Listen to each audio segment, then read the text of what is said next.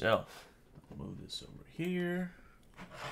Let me move my coffee to the edge of the table where it's not within my arm's reach, so I can't knock it over. Because I never learn.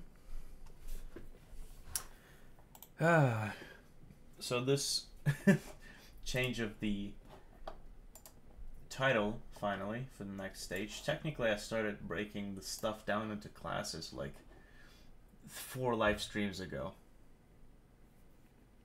But I figured it was time to actually change the title. Hyas is first on the stream because he's eager to learn from my many mistakes. Okay. So the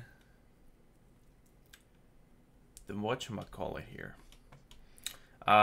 Okay, so with the original system, before all this, when I had one single class file for the core class with 3,000 lines of code, I had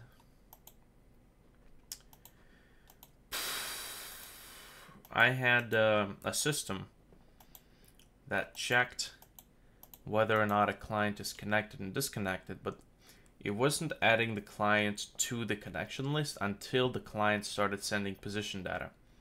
So technically, if a client connected but never moved from this place where he stopped, then technically the server and all other clients would not see him on the network in their game. So he'd be there, but they wouldn't be able to see him until he moved. And that meant he sent the position data, and that meant the server received it and updated all the clients. So I'm gonna have to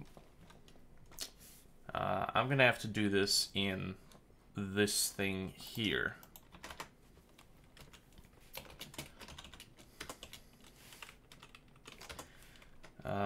Yes. And I should probably actually use this.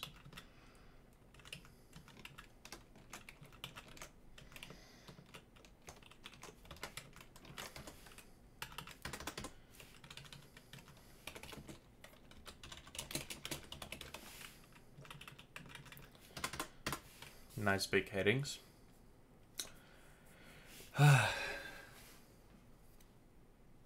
I'm going on a spree of tutorials that sound like what I'm gonna need for my game, like fade in out tutorials, stuff like that. Fade in out is one of the simplest things you have to do. To be honest, if you learn the more complicated stuff, and I'm not talking about like go into networking or like start learning shaders right away. I'm talking about like looking at the relevant tutorials to your game.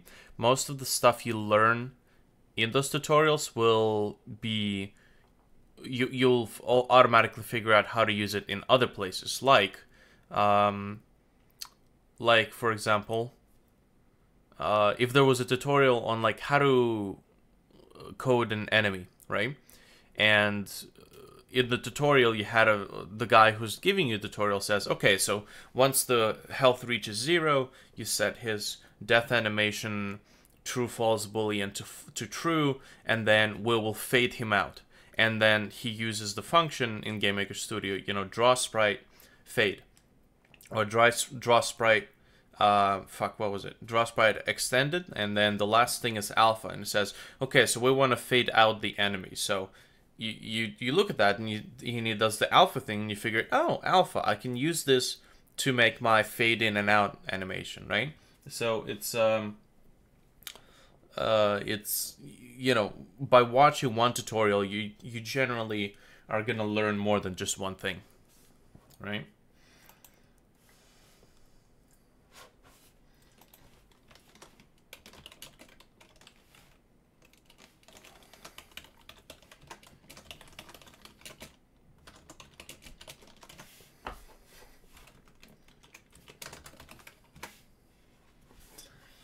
All right, so this thing.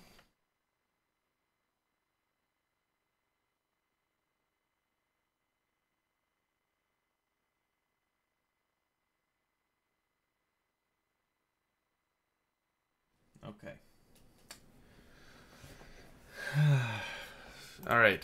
So this is the system where that loops through each and every single client. So with this piece here, so I set my server client, and this is like right, okay, almost right at the beginning of this thing, which technically it should be right at the beginning of this thing. What are classes? Classes are C++ files. Well, okay, no, a class is technically a custom definition. So you have like integers, variables, strings, right? Integers hold values from 0 to 1. Integers, floats hold values with decimal points like 0.5. Strings hold words or characters, so you know the word hi Frank. And classes is a custom definition of a data type. So if none of the things that you're using fit to what you need, or you need something more complex, you create a class, right? GameMaker Studio doesn't have a class system because GameMaker Studio has its own programming language. It's very similar to C++ in the way it's formatted, but the more complex C++ stuff is not present in GameMaker Studio as far as I know. Or maybe it is. You know GM Wolf, right?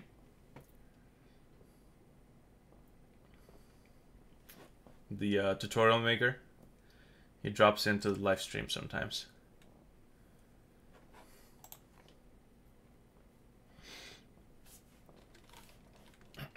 No? Really? Well, he does more like raw stuff. Like he coded a very raw version of whatchamacallit. This, it's not Space Invaders, it's like this block. Not a block game, fuck. I can't remember what it's called. It's when you have a ball and you have a platform and you have to hit the ball, make sure that the ball hits your platform, and you use the ball to, you know, get rid of the blocks. So, and he coded it like in GameMaker Studio just using code.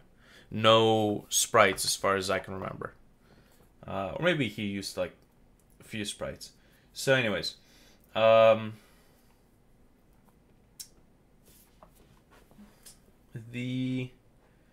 his tutorials, like he goes from basic stuff to more complex stuff. Check out GM Wolf. So GM Wolf. You will also probably want to check out, let's see, 1 second. There's a thing here. Enable bot, enable message relay between all chats, voice commands recognition. Yeah, no, thanks. That should be fine. Hey, okay, so this should be working. Yep, still working? Yes, okay. So, GM Wolf.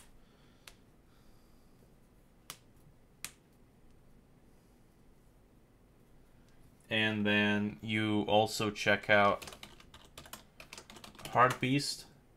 He has some very nicely formatted tutorials. Like his production quality is pretty damn good.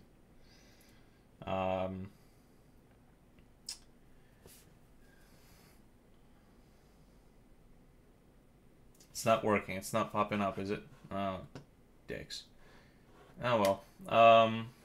It's popping up on my in the view though, so this kind of sucks. Web server depreciated. Oh yeah, that's not gonna work. Notifications, filters, accounts. That's. Hey, hold on a second. I can connect my Discord account, so that's nice. Yeah. Anyways, you can just look them up. Here, let me see if I can maybe open up the live stream on my side. Should really clean up this desk.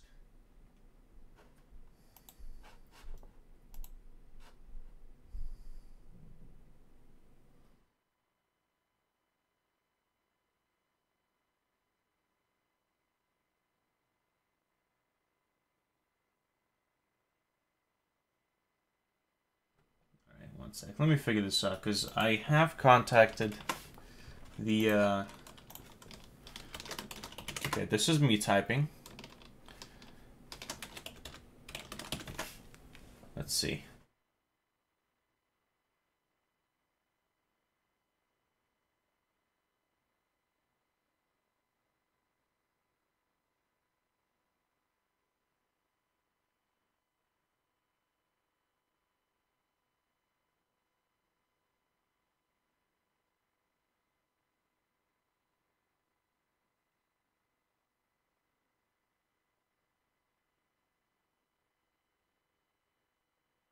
Oh well, anyways. We'll figure this out at some point. Oh, just got a message from Twitch. Somewhere, I think. Unless that was me. Maybe not. Okay. Check out those two. Pretty good tutorials. Generally, to be honest, if you do take those tutorials, even if it's not exactly your style of games, hello Janko, welcome to the stream, you're still gonna learn. Oh yeah, and Janko is like beastly in coming up with efficient ways of creating solutions.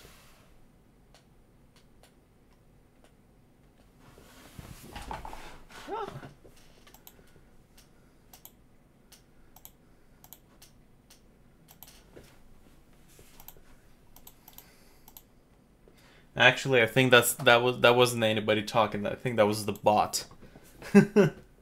One sec, let me disable that.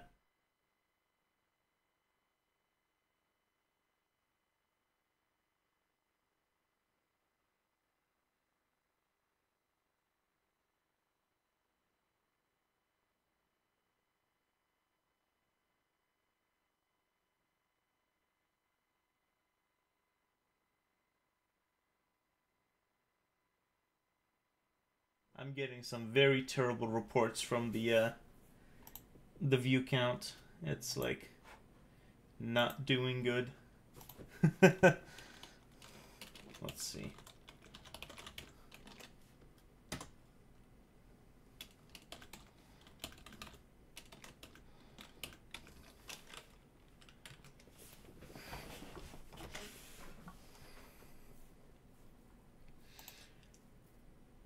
One sec.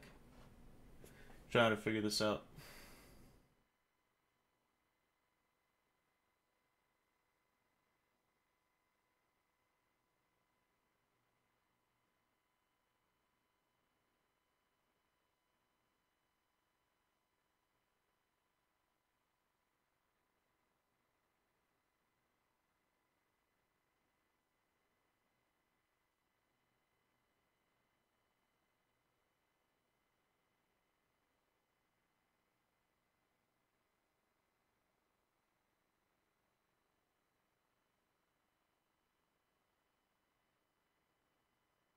Oh yeah, I figured the bot setting in the chat for the Restream application was actually the one that's supposed to post the messages from the chat to the actual chat, but apparently no, that's a setting that's somewhere else.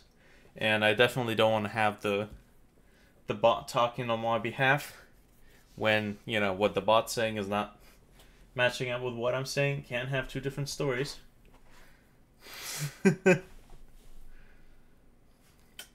Anyways. So let me figure this out.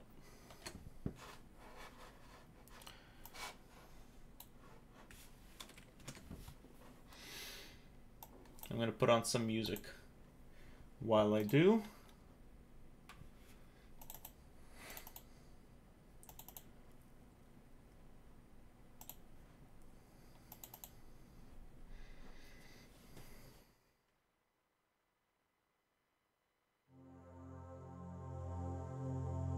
Moody.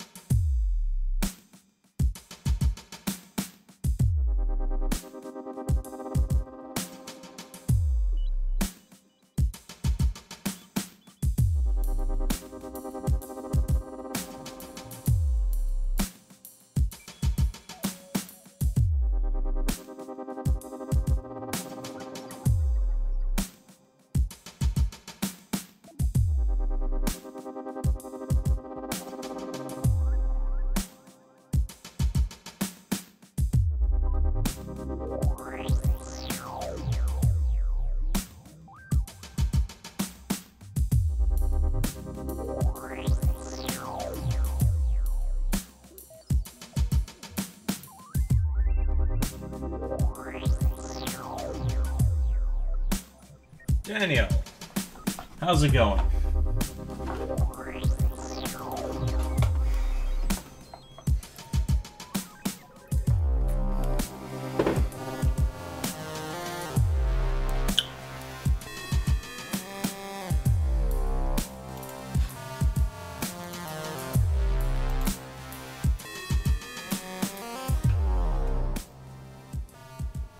I saw you drop by on the other stream 2 days ago.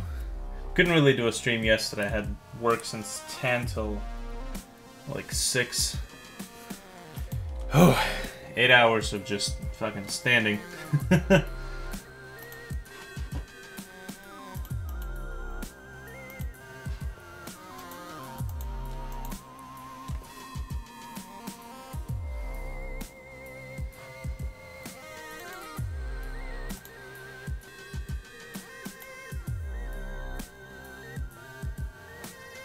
So how's it going?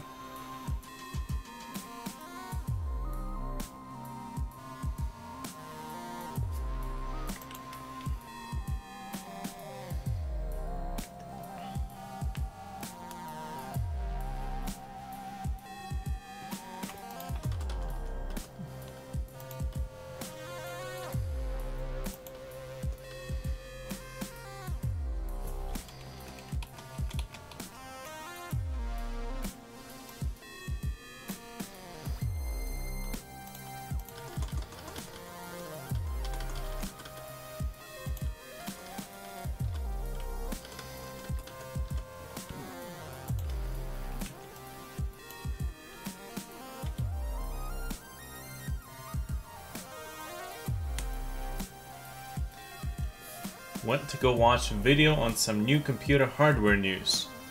Is it Wenshow? Are you talking about Wenshow?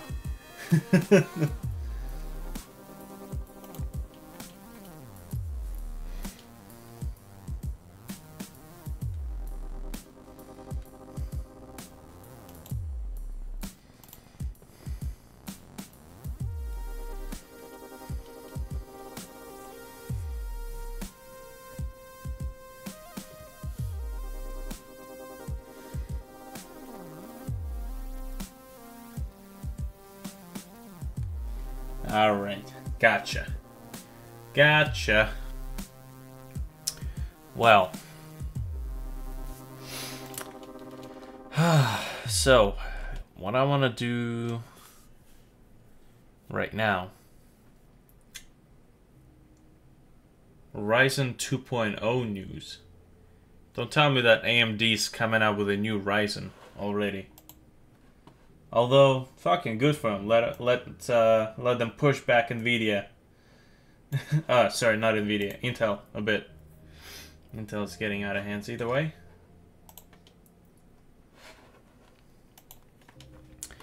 Okay.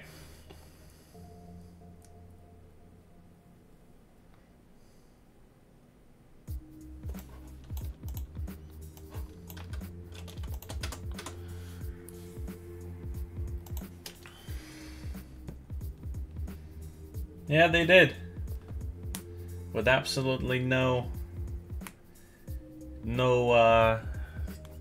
visible advantages. From what I hear, at least.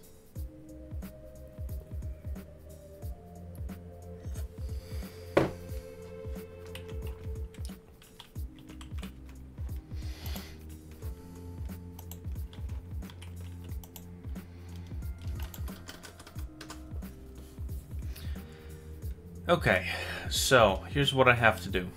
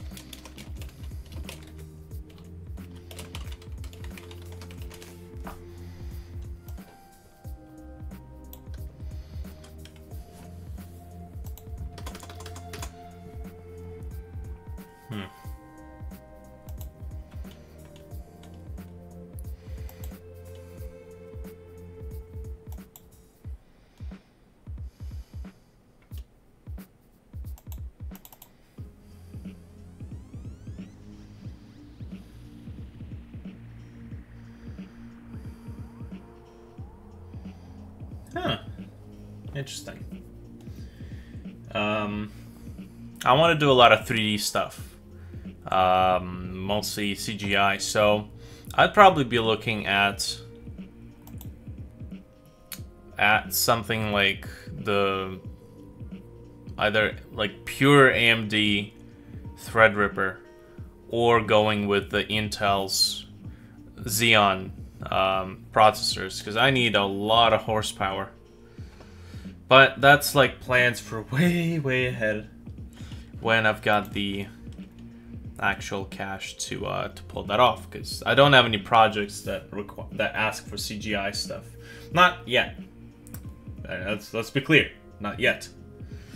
I mean, I do have a couple of projects in mind, just not a build that it can actually even start this up. Anyways.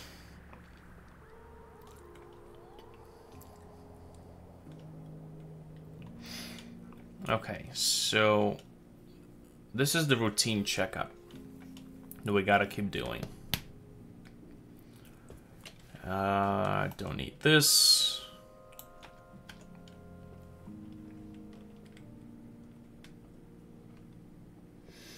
Do AMD that's cheaper and the new architecture. Well, you can't really say that. You can't really say that the Xeons that are currently on the market are outdated or not powerful. The one thing is that I'm just waiting until the Threadripper stuff gets tested on the 3D market by 3D modelers and animators and whatnot. Because when a new architecture comes out and everybody's like, well, everybody is like, hey, you should go Threadripper right away. Just, you know, fucking, I don't know if it works, but you should totally go Threadripper. It's like, fucking hell, I wanna make sure that I spend, you know, $1,000 on a PC that's actually gonna give me the power I'm paying for, right? Because there's like specialized hardware out there that's very well, that's designed for like things like simulations, like physics simulations for some kind of like science projects, but they're completely impractical. Like, these are super powerful graphics cards for GPUs, for example, but they're completely impractical for like 3D modeling or gaming or, you know, what's not.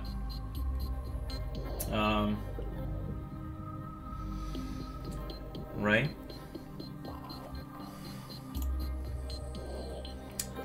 So I want to see the reaction and what people say about it before, you know, committing to it.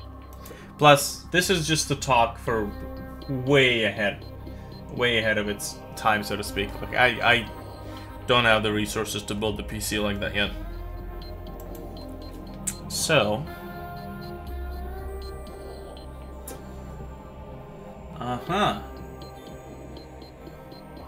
Doberan K says hello on Twitch. How's it going?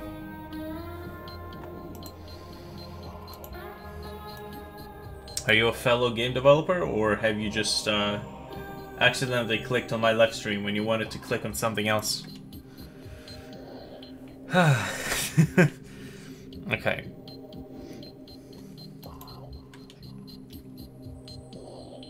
Okay, so here's what I want to do.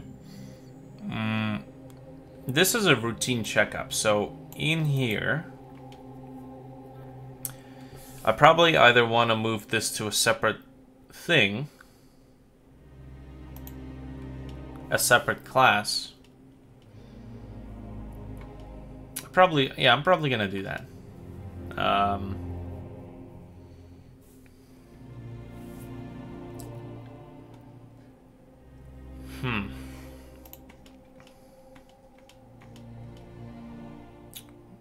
Okay, so this thing here checks for the disconnected clients, and I seem to be doing the check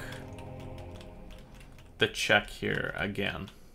So how about first thing I do is check for disconnected clients, and then I check for connected clients. I study programming. All right, is it freelance or is it in the college / university / other establishment? And English. Got it. All right. I asked for GTX 1060 and R 1600 and 8 more gigs of RAM. I know I seem spoiled, but my dad said he's been looking for deals at Newegg. I don't think Newegg is the place you look for deals outside of their like weekly and monthly. Well, okay, that kind of contradicts the statement. So I guess Newegg is a good place to look for deals, considering their weekly and monthly deal centers. But yeah. Anyways, so the first thing I want to do here is check for connected and disconnected clients.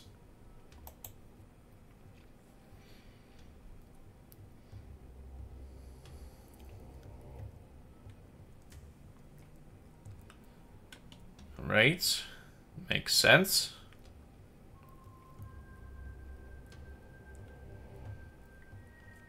So technically I want to move this entire thing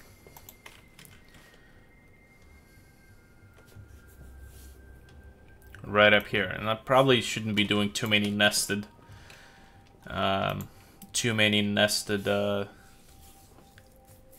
scripts, functions.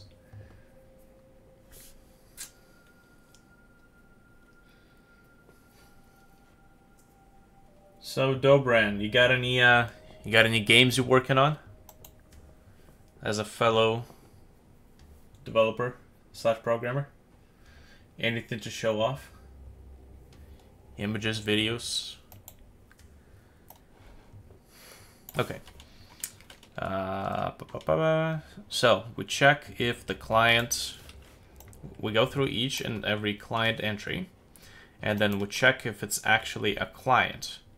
So first of all,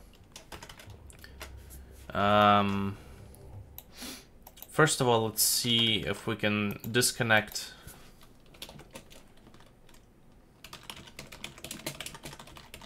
delete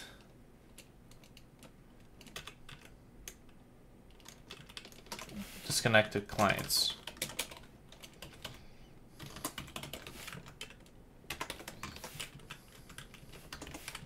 I gotta use these quotation marks, comments blocks more, way more. Disconnect clients, disconnected clients. So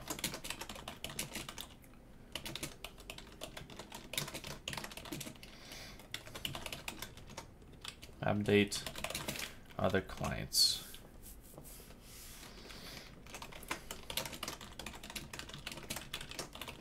Move from AGK network. Just be delete. Sorry, I don't know what to do. Well, you'll figure it out. I do game development for the sheer fun and hopefully for the potential profits, the many millions that it's going to make me.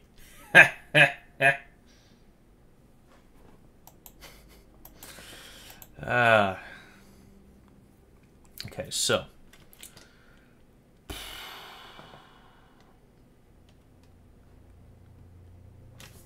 I can probably do this thing because this just kind of prints stuff out. Where's my...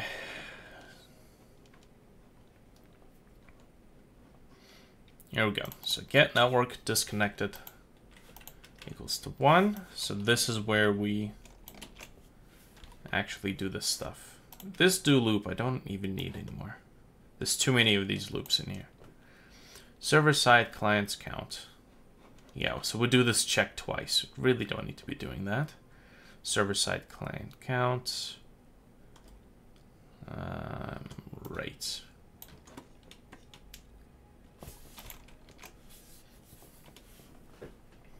You're Japanese. Got it. How'd you find this live stream? Is it a Twitch browser or did I post it somewhere? You want to? Well, it depends on where you really want to go, because the things you learn from game development live streams will be totally different than things you learn in you know, network building or IT live streams, if there are IT lives. I'm sure there are. There's got to be people doing it, like corporate based networking startup live streams or setup live streams. That would be interesting to see. If you want to learn a lot, that's stuff that's not quite in your direct career plan or strategy, but you still want to, you know, see some interesting stuff. There's a convention that you can look up that releases. It's like a yearly convention. It's called the DEF CON.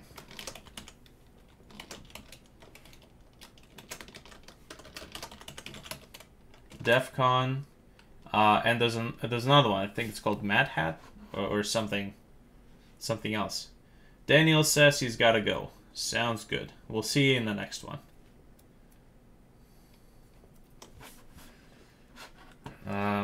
Black Hat.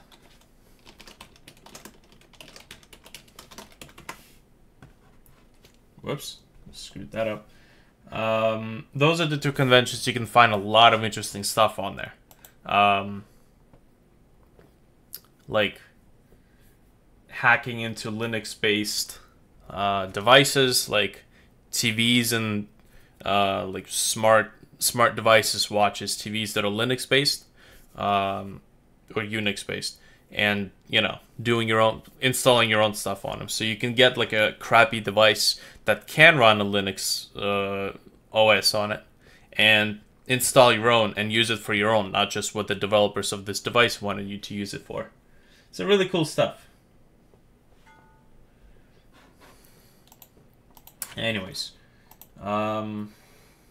with this thing, all right, let's keep moving here. Okay, send disconnect client. So this just sends the message. Oh, here we go. Here we go. See, do I really want this to be in a separate thing, though? Realistically, I can probably have this thing be...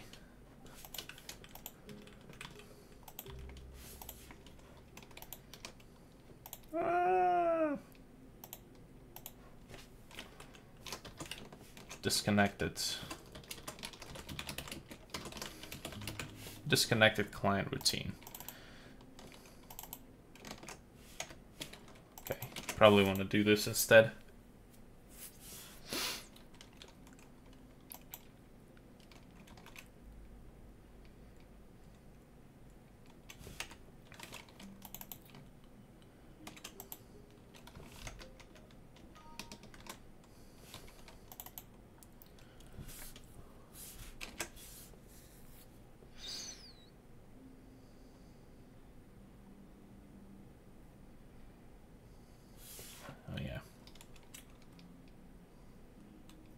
I study web and Android devices. All right, there you go. So it's somewhat relevant.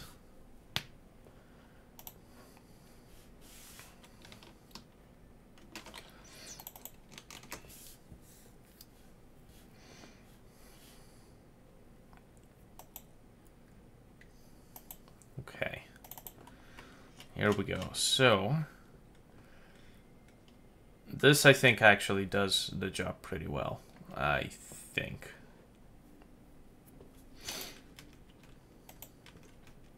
I'm kind of half tempted to try it out, but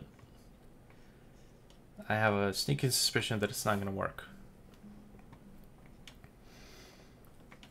Okay, so first thing we do is, if server is true, loop through every single thing. If this is an actual client, first we check for, well, we do prints. Then we check for disconnected clients.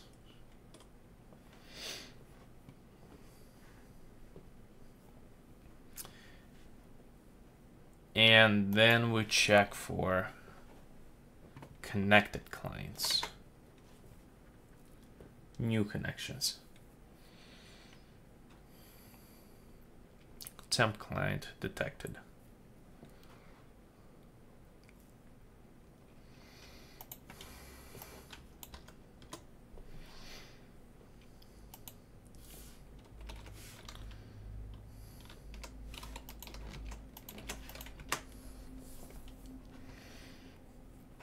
If this client is not found in the array, add it to the array.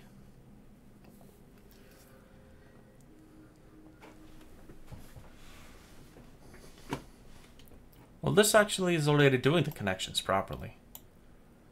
I think. As far as I know. It should be working. Alright, let's try this out. Let's see if this works. No errors, so it says. What about this one? No errors. Okay, well, here we go. Let's try this out.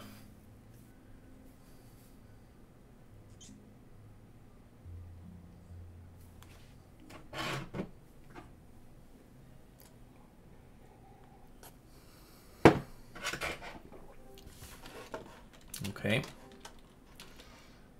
Oh, got a message. Okay, so if I press O, client name client. Okay, so my key inputs are not working right now. So, why is that? That update. Where am I inputting these things? Create host. But that's not gonna work. Will it?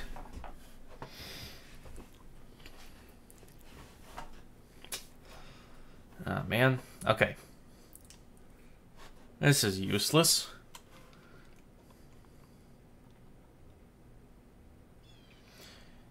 It is useless. Why am I creating this in a separate thing?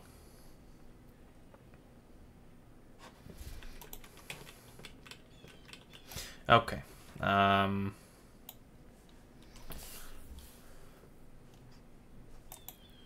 Well, okay. Actually, it should be here because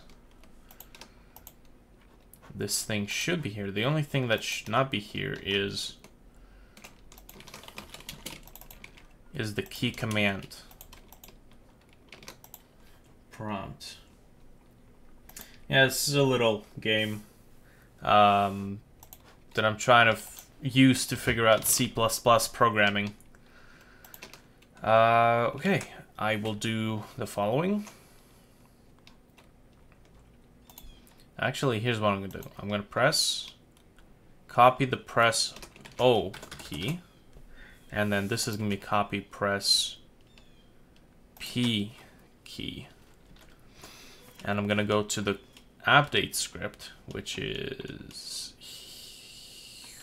No, this is client receive. Server receive, client receive, net update. So client input, and then I'm going to say if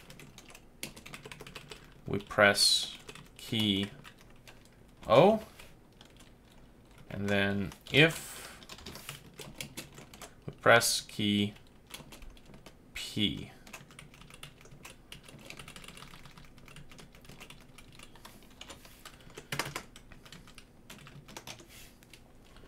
And I think I'm forgetting something here.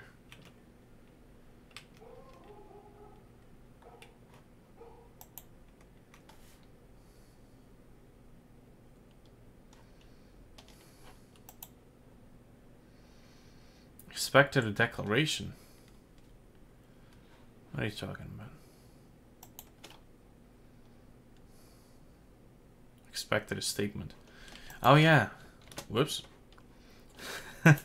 Forgot that. Okay, so now we do create server.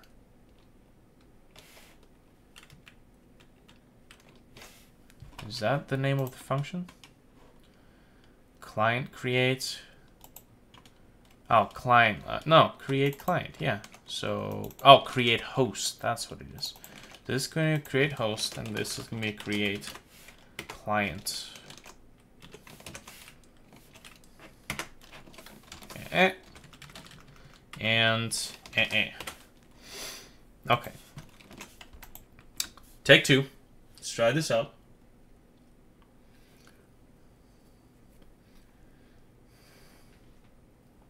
So, Debron. You have K. Is K your first name or last name? Or is that just a nickname? Because it's easier to say K. And faster too. This is the App Game Kit engine. So, it's a great way to learn programming video games. And it's a multi-platform engine. So, you get exports to iOS, Android, HTML5, PC. I think they're coming up, Linux too. They're coming up with a bunch of new platforms too. Mac as well. I think they have a export for it. But this engine is great for using in both applications and games. Okay, so if I press O, hey, okay, so here we go. And now I need to fire up another instance of Visual Studio. Zensei.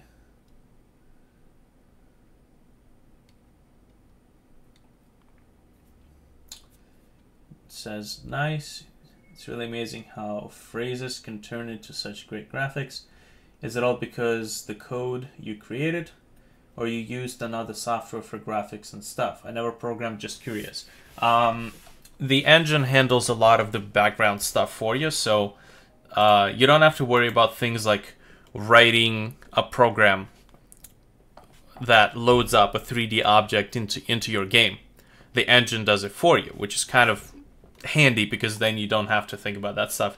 This engine, although is still code-based, it's very friendly, to be honest. Like, you just, after like a few little bit, maybe like a tutorial, you pretty much get the gist of how things work, and then the documentation pretty much takes over.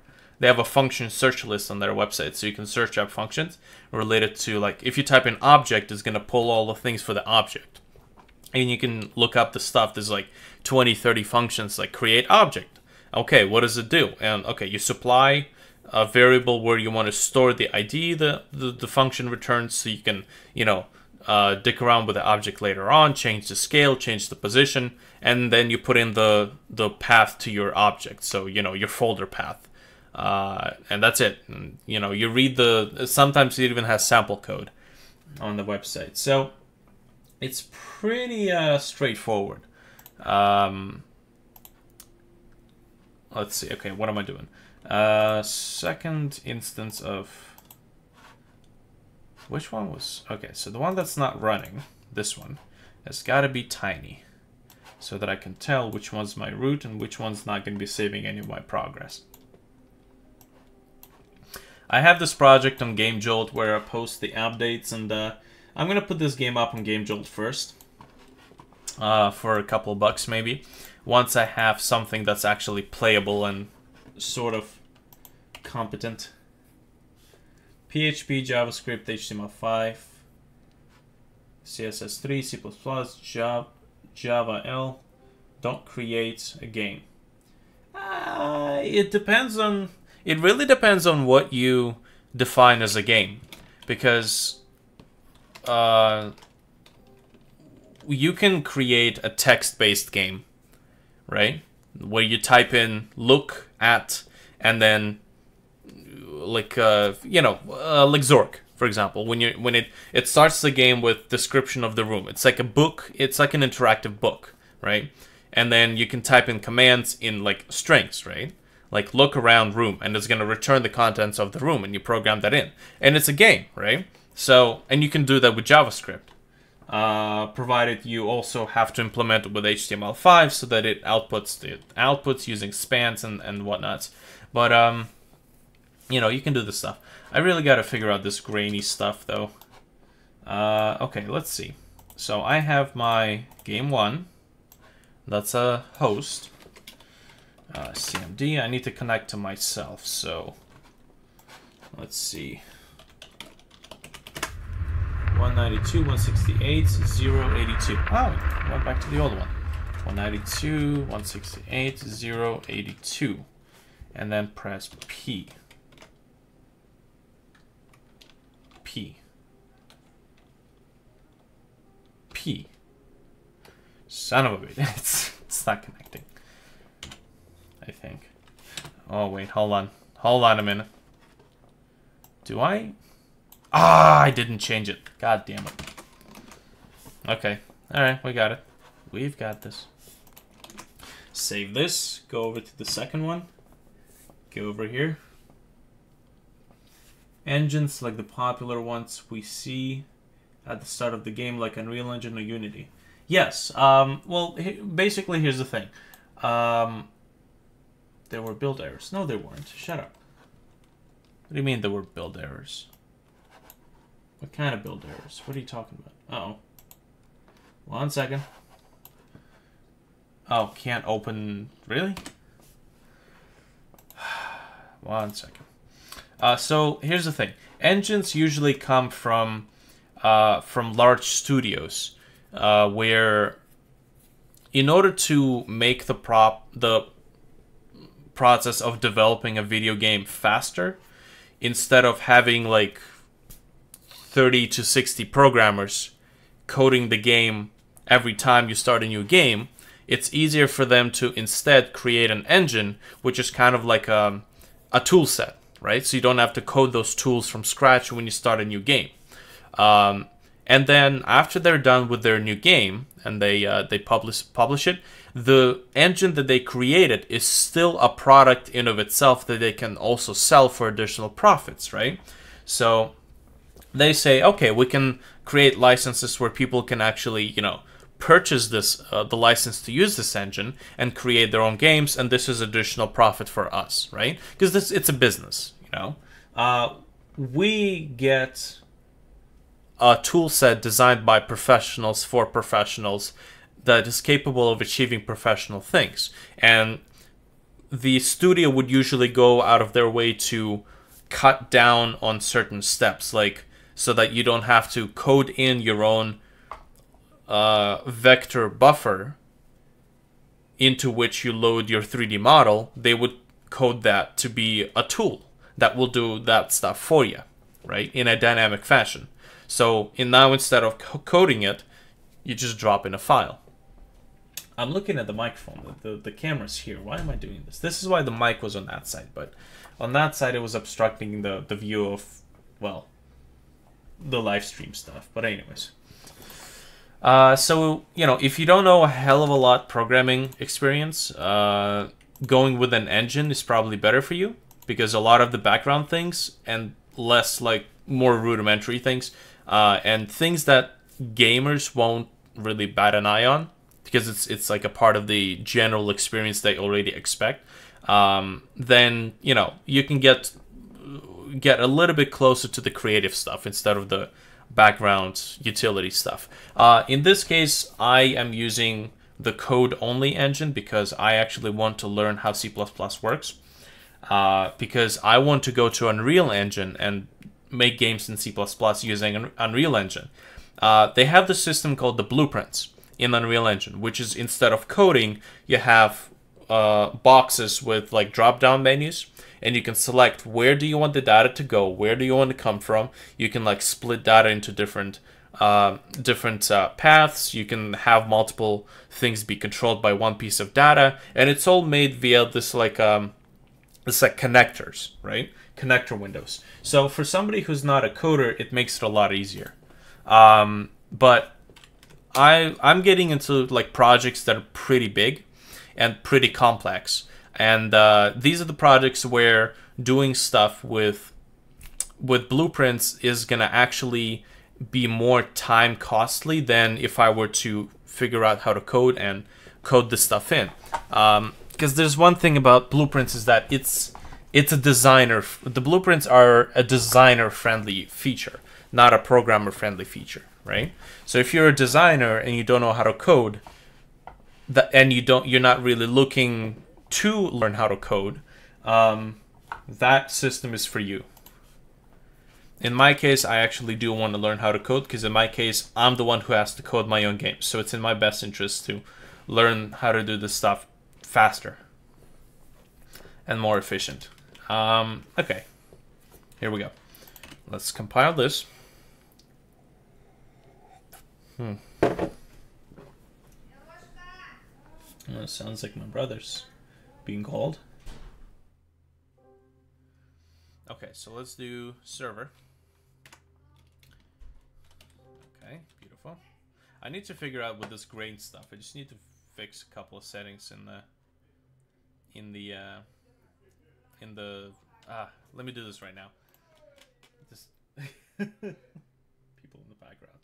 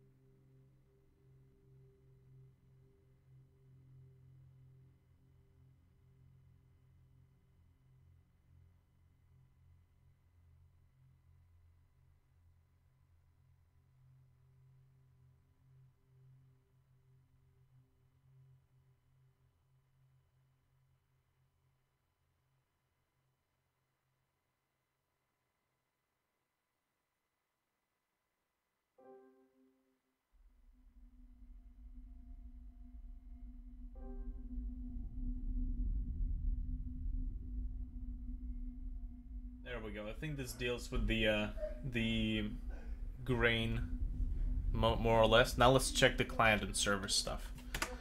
Also, one more thing that I want to do is I want to make sure that the function that I use to enable and disable print stuff, I want that to be enabled by default. Here we go. So the general debug prints, so that's general.h debug prints want to be true, so that I don't have to press a button to switch this stuff. Also, before I forget, I press enter in order to respawn if I die. So I need to make sure that the key which changes this variable is actually different from enter. That's not really good.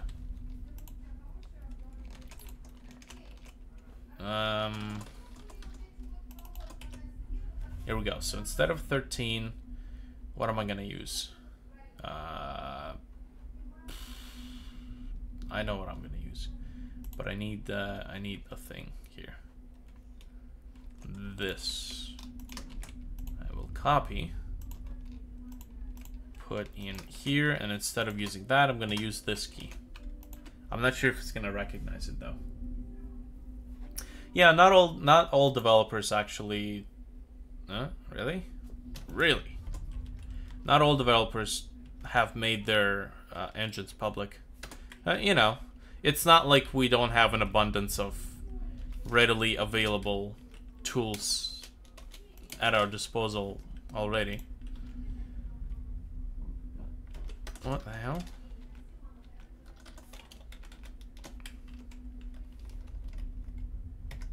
Oh, that just kind of comments it out. I see. Okay, so never mind. Actually, no, I can't do this. Let me just look up AGK scan codes. I think it's scan code. Yes, scan codes. 191 is what I'm gonna use. Oh yeah, by the way. Sensei. Wait, Kay, are you still in the stream with us? You said enjoy, brother, which kind of sounded like you were about to leave the live stream. But if you do have questions, I've got a Discord forum that where I might be able to answer some questions and, you know, clue in on some of the things that I learned. And, you know, anybody who's interested in doing game development is welcome there. Let's see, server settings. I will invite people, copy. Here we go. This is the link to the server. So you can look, you can join up there. Post questions if you've got any. It sounds like you got, it sounds like, for example, Zensei is somewhat starting out and is interested in the general game development, so we can give some pointers. Okay, let's do this.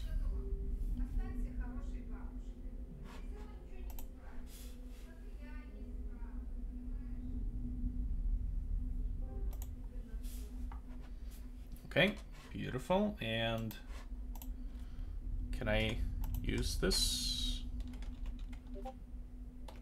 Hey, okay, so it's the forward function. Okay, let's start a server.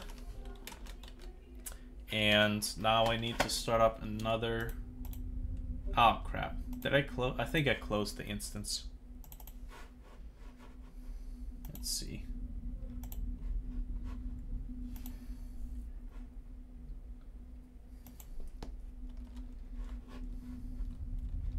Okay, yeah, that's fine. That's okay. Let's do this.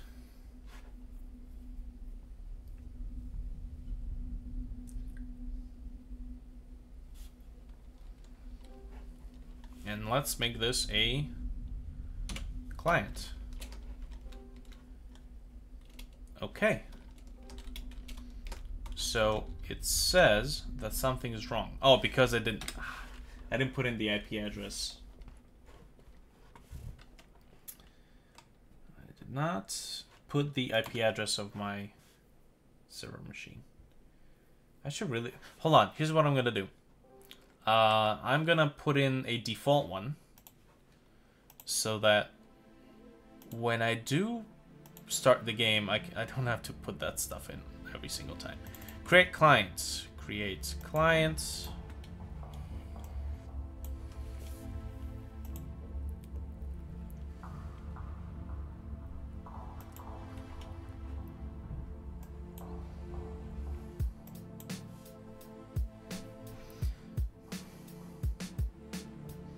Join network, client name.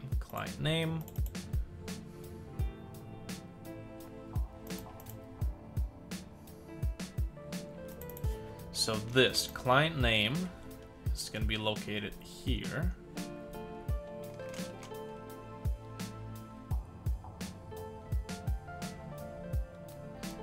So what I need actually is IP.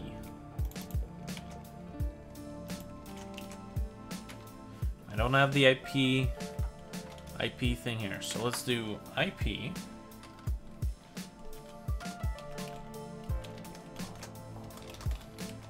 Use string. IP. Oh. Equals 192.168.0. Hey, welcome. Here we go. Thanks for joining. Here we go. 082.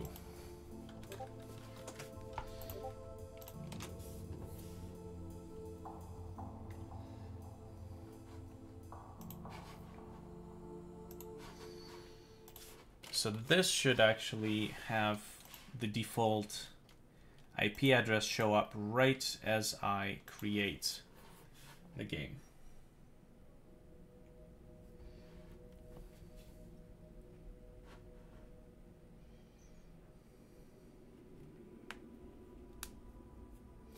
Zensei, do you have Discord?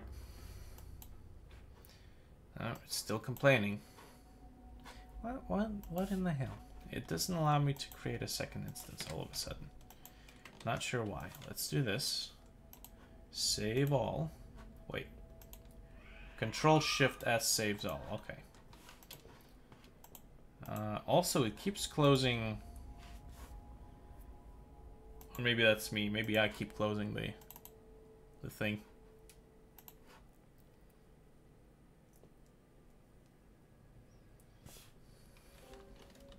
So let's do O. Position here. Yeah, that's fine. That's okay. Let's launch an instance of the game here. Okay. And let's do... Ah, did it? I think it cleared the IP address. Okay. For the sake of simplicity, I think I should be using... Oh no, it's in the wrong thing, that's why. That's IP. There's IP. Okay. There, okay. This should work. This should work.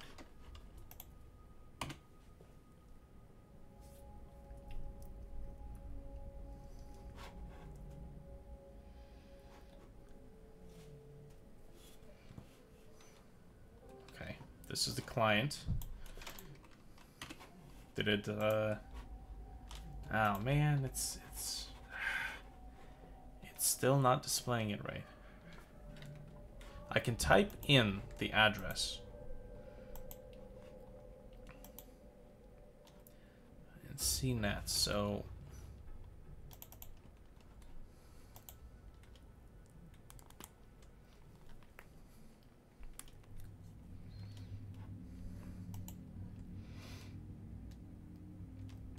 Am I defining the IP address anywhere else by any chance?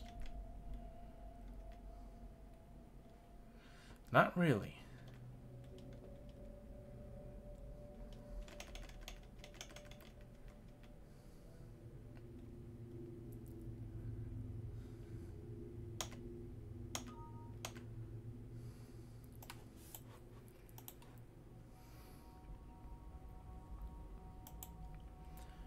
Using string IP.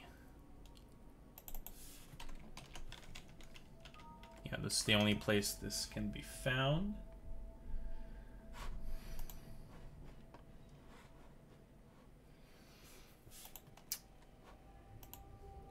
So it technically should be displaying the IP address already. I'm not sure why it's it clears it out.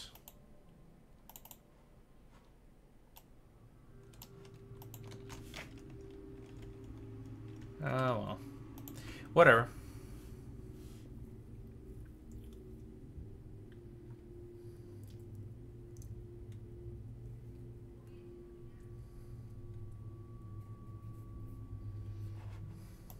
Yeah. Not sure what happens there.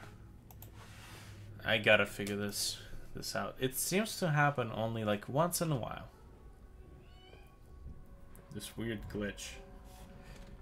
So you be the server. Thank you. What? It added the IP address right away. But why did it do that with the server? Not the client. So, oh no, it's there. It's there. It's fine. All right, here we go. We got it. We got it. Now, please launch the second instance. Here we go. UBP. Hey, nice. Here we go. So now, tell me we can see this. Beautiful. Fantastic. All right, so our networking stuff is back up and running. And it is now in dedicated header files and CPP files. Classes. I should start saying classes.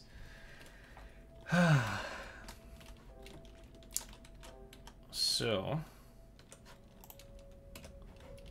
this is great.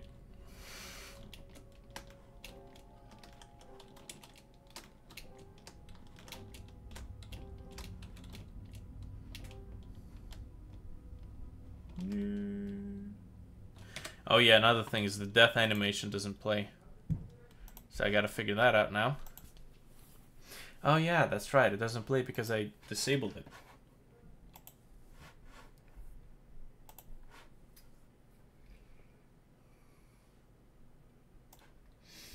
Highest says, we can say that our Discord is diverse. Yep, that's, can't argue with that. Oh man. Okay, let me bring back my death animation, which I want to say, I mean, okay, the death animation is going to be different for each level, so I feel like I should have the animation code be in the player class, but the conditions for having that stuff get triggered would be in a different class. Right? Makes sense. So the rules for triggering the death animations would be located on a per level basis.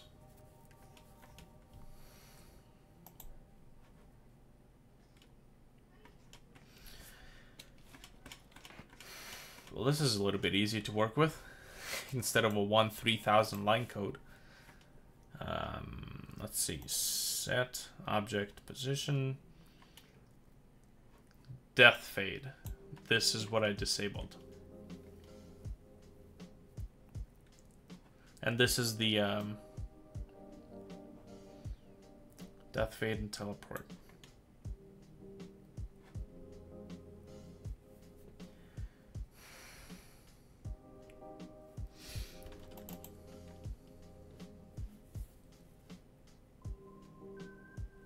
Okay, I think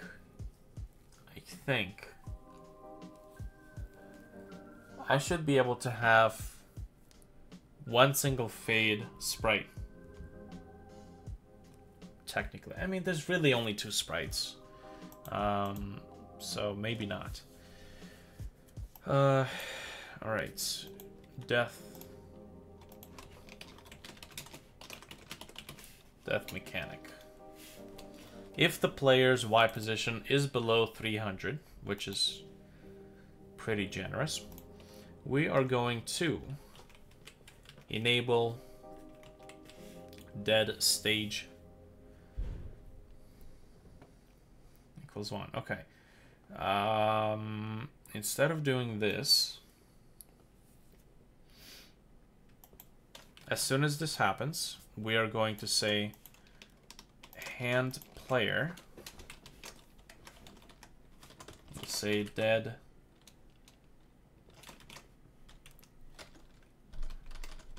death fade equals true, and I'm gonna have to create this variable in a second. Fade player, after which enter offset dead exit offset. Okay, so this stuff should really be located inside of a player object. Enter key delay, level counter. Although different game modes would have different fade animations, so maybe not.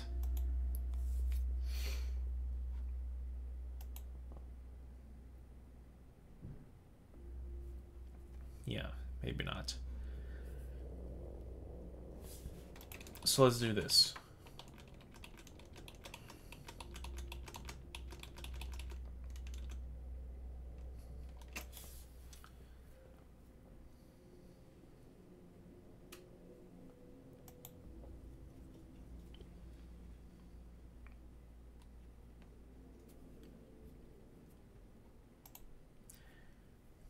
These are animation offsets. Okay, this I should move to the... There's a function specifically made for resetting everything to 0. Which, by the way, I still need to fix, I think. It still resets the items to the wrong scale. Clean up level, remove terrain pylons. I think if I clean up, remove terrain. Remove level 1 stuff. Re-add level 1 stuff. Okay, so this is where I should be doing this. First of all, lift will be set to back to, I think, 1000. Fade rate 10. Level counter is 1. Okay. So how about this? Instead of re-adding, reset level 1 stuff.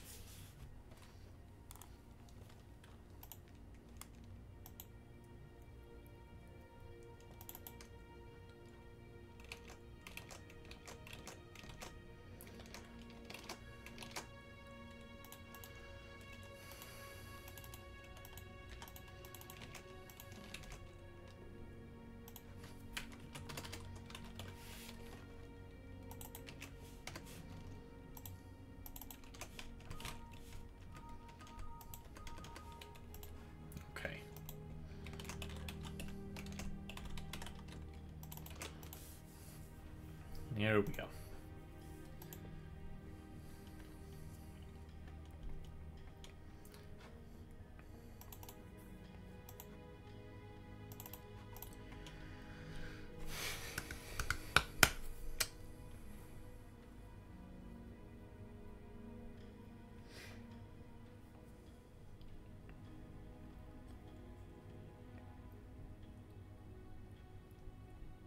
See, here's the thing. If you're playing by yourself, then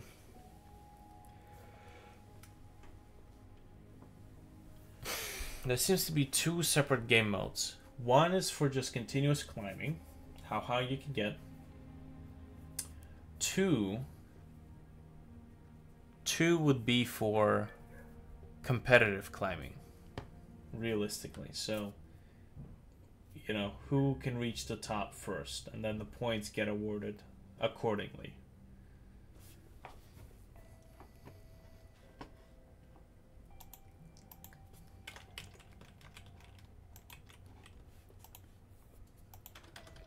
Though every time I get into a new game idea, I keep thinking more and more about profitability. So designing your mechanics according to, you know, things that might be more profitable. Obviously, if it's more interesting, it's going to be more profitable because, you know, interest pays for this stuff.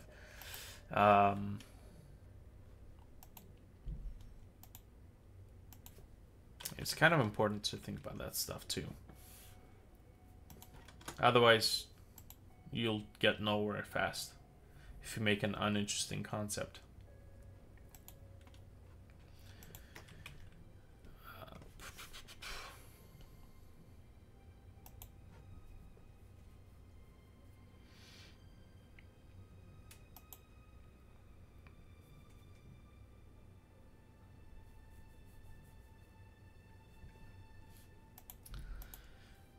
That stage equals 1.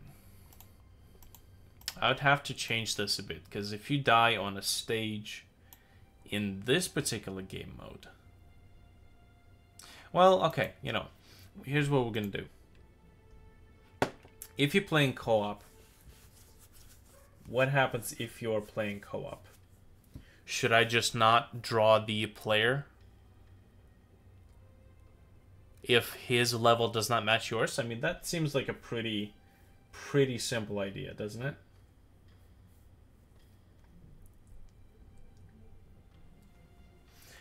The problem that comes from that is the fact that you're just gonna have to keep expanding the array.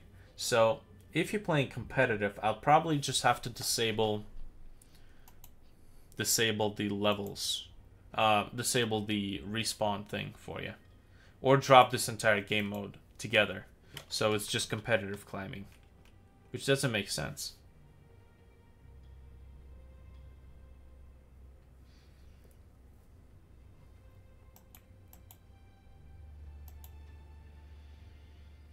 The mechanic for climbing here is that if you go to level 2, it generates a new level, now taller, more challenging. And if you fall off, you go back to level 1. So if you reach level 5 and fall off, you go back to level 1. What happens when you play multiplayer? What happens when you fall off playing multiplayer? Do you go back to level 1? Or do you stay on the same level where your friends are staying? In which case, you should be storing the level layout instead of overwriting it.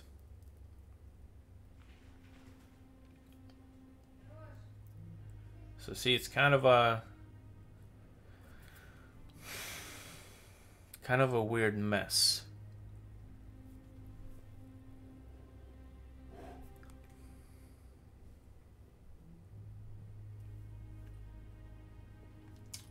Random respawn or random response.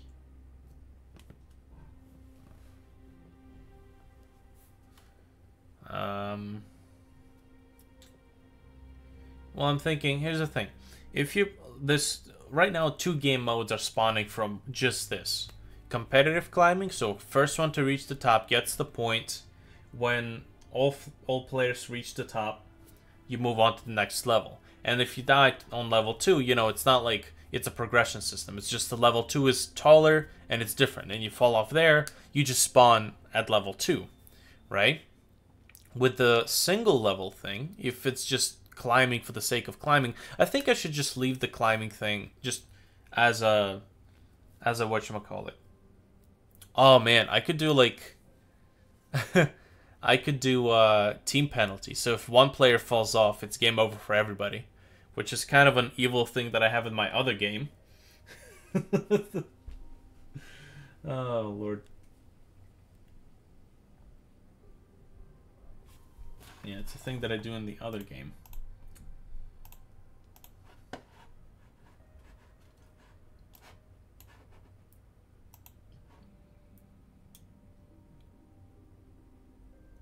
What do you think?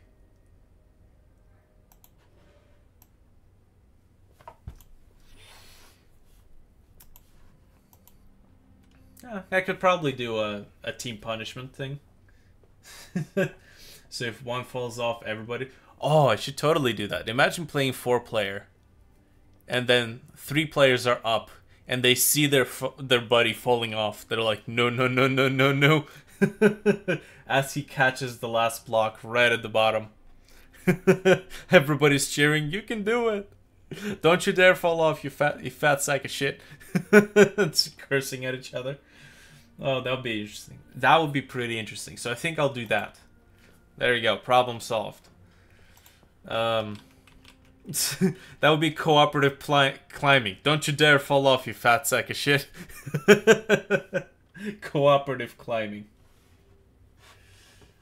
Voice chat? No. I don't think this engine supports voice chat.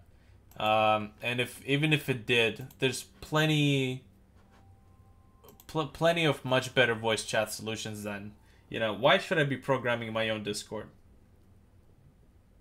You'd have to implement a spectating thingy. Probably, yeah. I mean, all it is realistically is... Well, no. I mean, it depends on what kind of a game mode is it. If you die, if it's permadeath, and you just wait until everybody else survives or dies, then yes, I'd have to do spectation. But in this case, you respawn instantaneously, right? Now, when it comes to voice chat, let's see. Voice. No voice stuff here. So, but I mean, in C++, if you really wanted to do voice stuff, you just get a voice chat library somewhere, right? This is where the limitations kind of vanish. If you're using a dedicated engine, then you're stuck with whatever the engine uses. But with C++, you don't have to stick, like, I don't have to use audio libraries from this engine. I could use a custom one, which is actually what I'm planning on doing.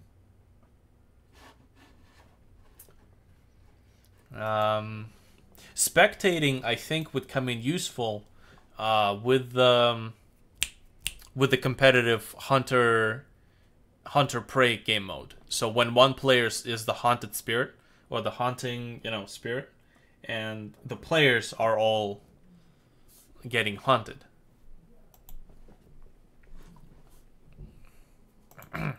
Which would kind of be interesting. I've already got a whole bunch of ideas of how I might be able to pull it off.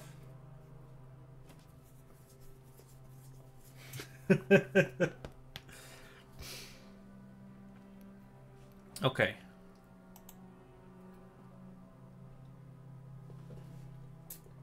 Sign? What do you mean? What do you mean by that, Kay?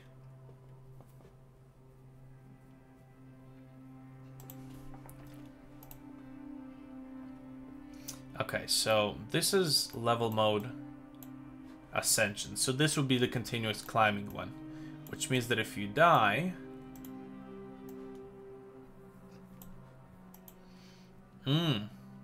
I'd probably need to add an extra array thing, but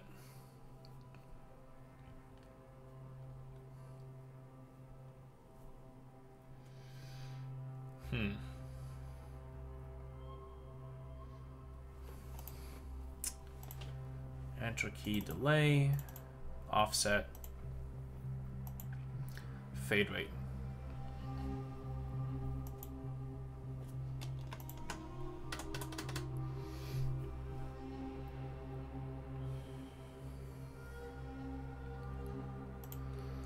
Okay, let's at least fix the thing. The whatchamacallit.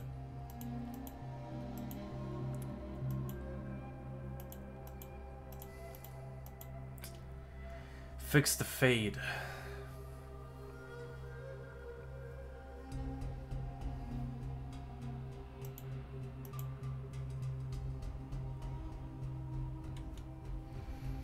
So when we die, if we reach the end of the level, and I'd have to add another condition here, or if we get the one of the player members died message. The one who falls off, he's dead, everyone else gets failure. You failed instead of you died.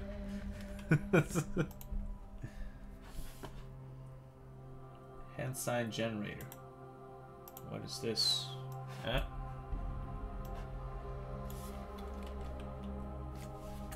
Oh, you mean this stuff? Well, there's I'm not gonna be using human models for this, so there's no sense in using using sign language. Well, this sort of sign language.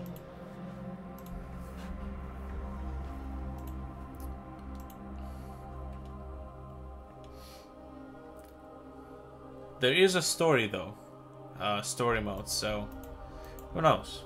Maybe a chat system would be interesting. Okay, that stage. Right, so that stage will be equals to 1.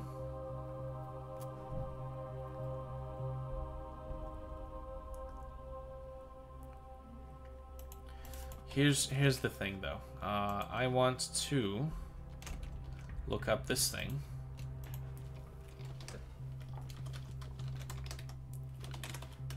Death fade stage. I want to rename this so that I know what it is. Death fade stage. If it's equals to 1, then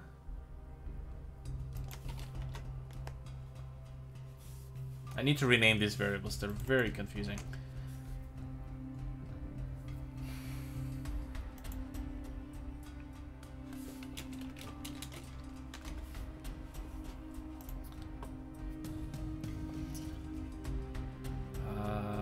Right.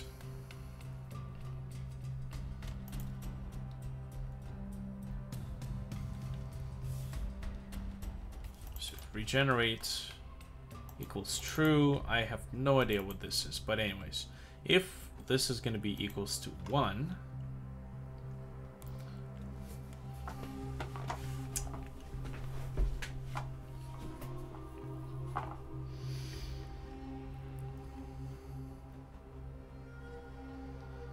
so this should be all in one.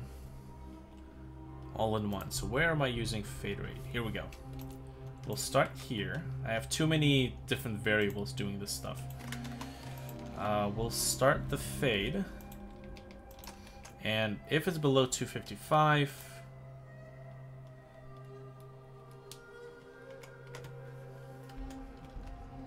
right, if it's below 255, we're gonna start with the fade.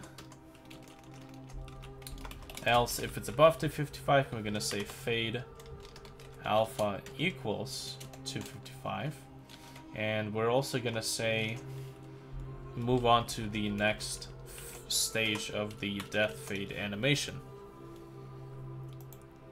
So now I've dropped out a good portion of this useless code. Now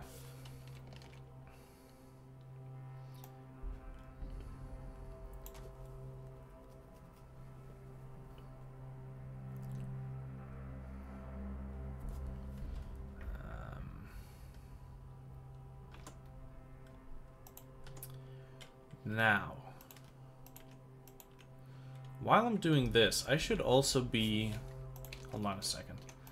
Yeah, so this fade, I don't need this stuff. Let's not reset the player just yet. Also, the reset player should be located here.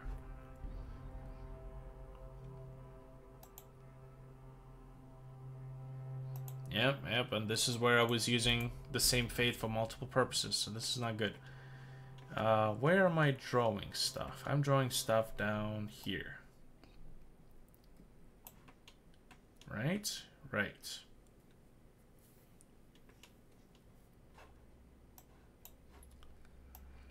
Message alpha, message dead, enter key alpha. Background. This is what I need to move upwards, I think. Let me actually just, I feel like I should just remove this entire thing.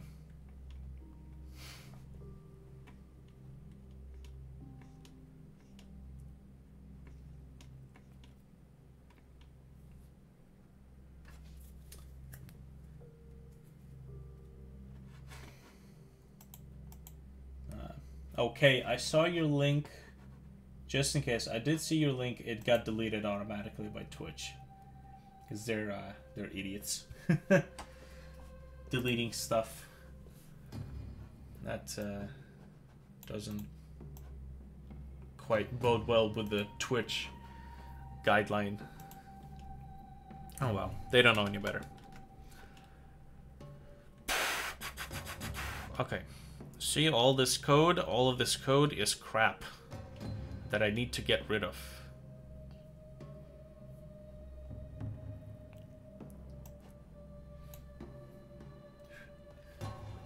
No, I saw the whole image with the hand signs. It's Twitch just automatically deletes the link, but the thing that I use allows me to see the links on my end, so I don't know if I can bring back the links after it's been deleted.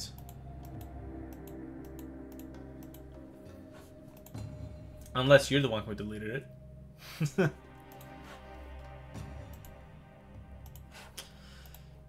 Alright, so the death screen, this, would have to be moved up here? Death mechanic.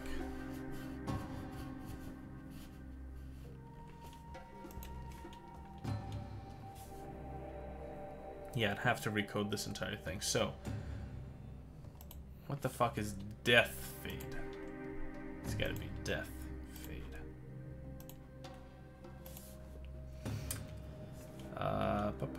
Okay. This is what I'm supposed to be. Actually, if it's in here, then should I really be moving this stuff? Let's see. Where did I copy this from? Here we go.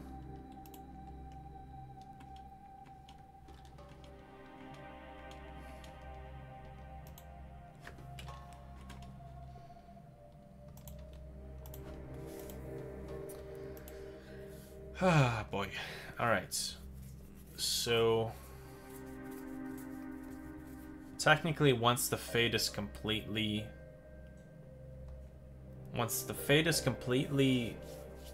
done, then we have to say if death fade stage is equals to 1,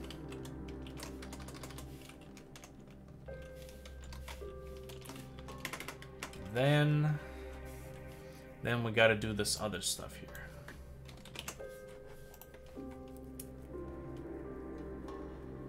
Which is technically all of this code here.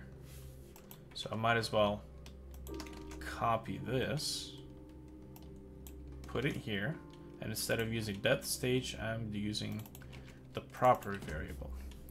So if it's 1, message alpha dead will fade in, the offset, the press enter delay, and then the alpha. And once all of that has faded in, we're gonna set this thing to 2. That is correct. Once it is set to 2 and I pressed the key, all of this happens, and then I copy this entire thing. I'm not sure what this... oh, that's the little cheat thing that I put up. I should really comment this stuff right now before I forget.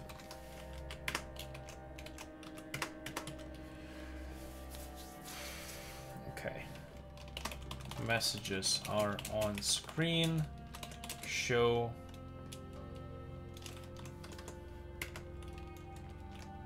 wait for player to press enter.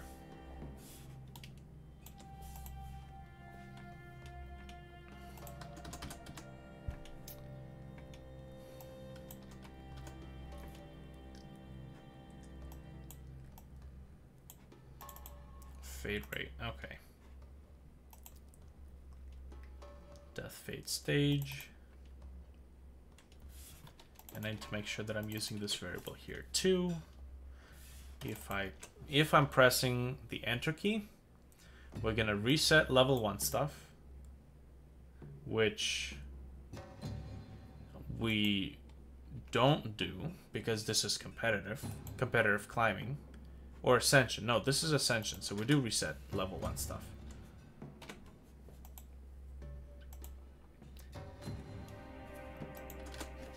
And reset level 1 stuff realistically just means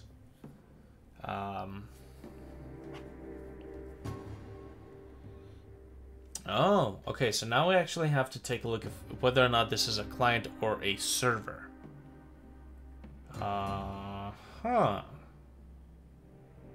Because if it's a server, we're supposed to generate the new level. If it's a client, we're supposed to request that new level. Handle player, reset player. Also, is this thing not supposed to have more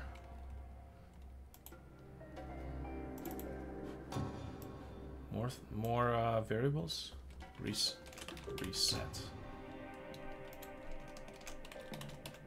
Reset player. Yeah, this thing is supposed to have more stuff to it. As in variables that we're supposed to supply here. Yes, yes we do.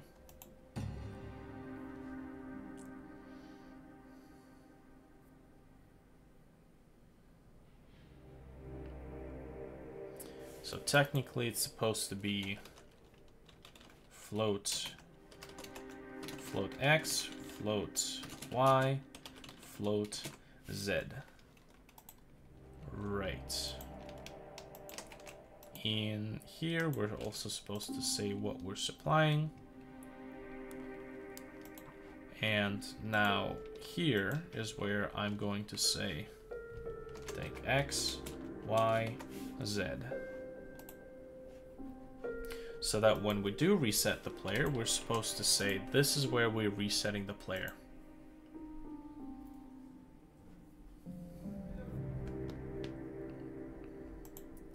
Now reset level 1 stuff only has to do with the instruction things and the node and whatnot.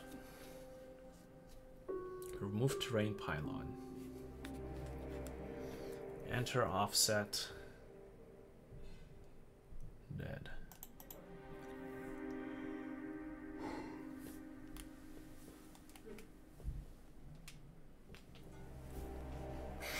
Okay, so I need to rename these variables too.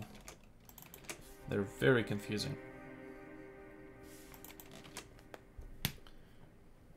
And this is where we go ahead and fade out.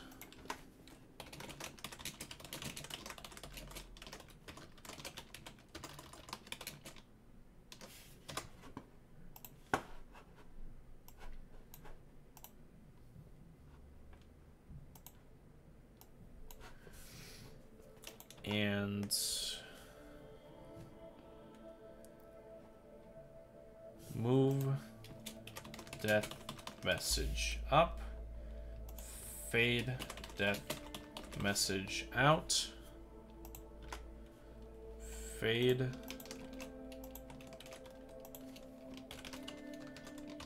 press enter message out. And then we just continuously draw this stuff just with the values that we're working with here. Okay, I need to rename these variables because they're very confusing. Fade dead alpha should be fade death MSG alpha. Replace all. Okay. And obviously it's not declared yet properly, so we're gonna have to do this. Death fade stage. This. Exit offset. Okay. Death MSG.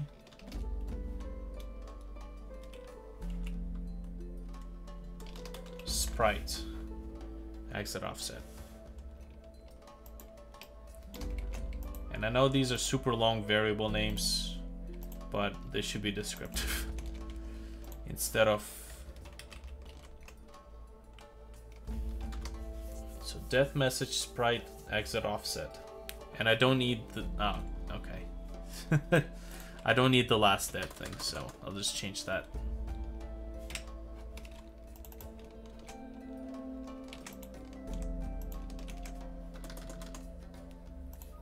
This, however, will have to be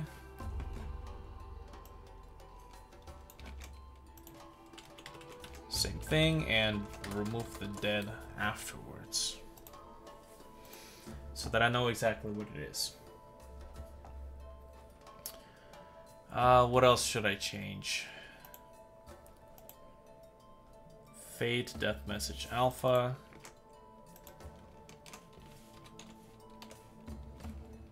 Message alpha dead. I think this was it.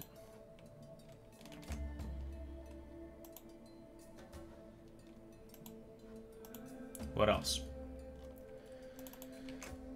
So enter and exit. offsets. Enter and exit.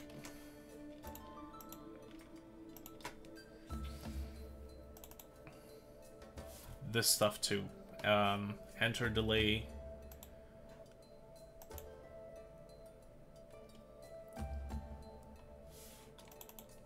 This message alpha dead. See, this should be this one, fade death message alpha.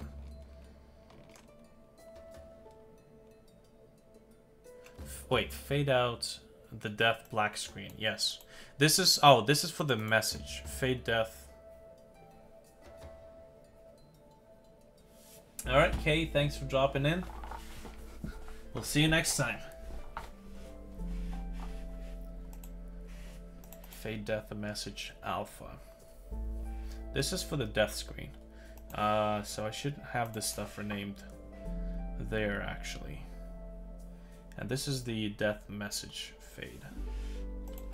So this death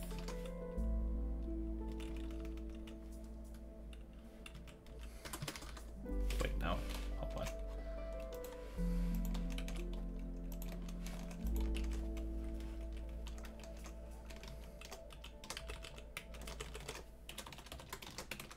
Death MSG alpha dead.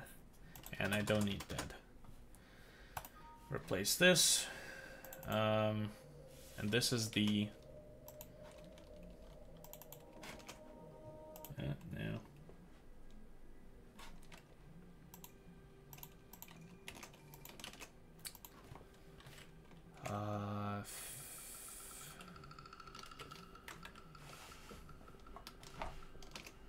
Death fade.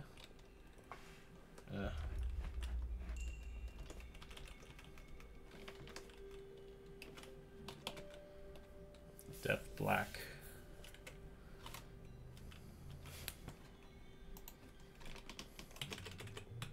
Death message black alpha. That should be more descriptive.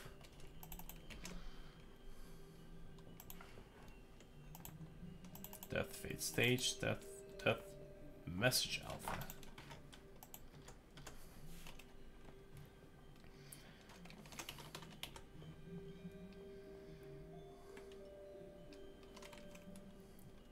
Fade dead alpha.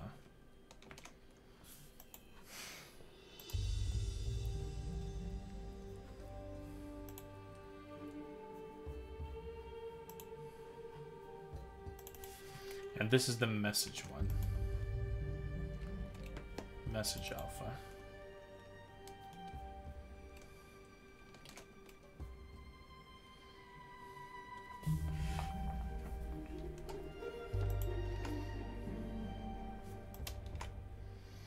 Enter offset, exit offset. Why do I have two? Oh, I'll figure this out. This is a mess I made for myself. What else are you complaining about? Nothing? Surprising.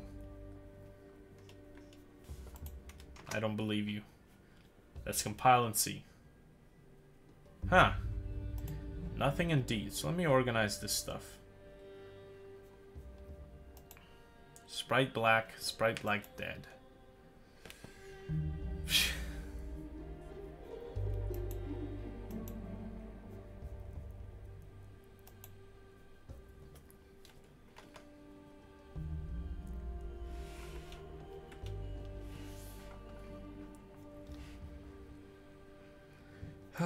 Death fade stage.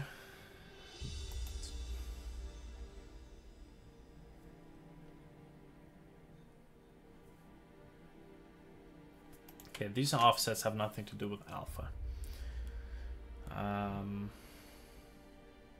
Press enter key, death message alpha. This stores the sprite.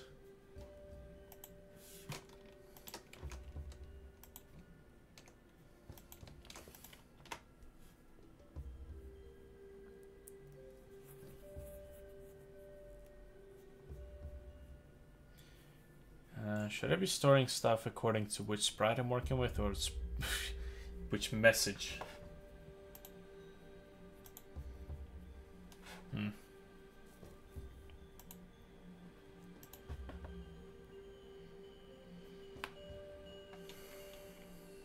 Okay, so first of all, when we fall off,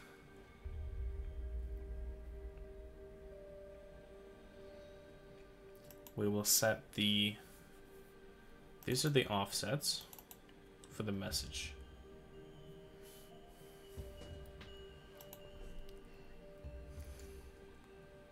Death message. It's easy to just create new variables. Death message position. Enter offset.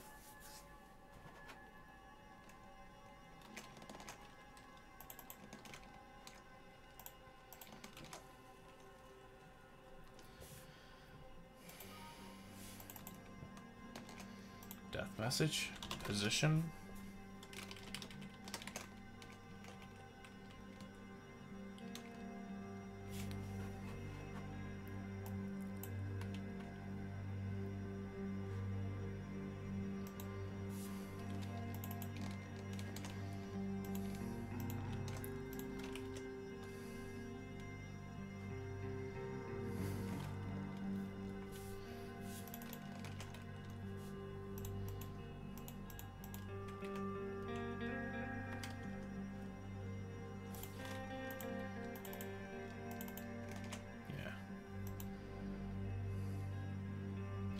Right, so just replace sprite with position.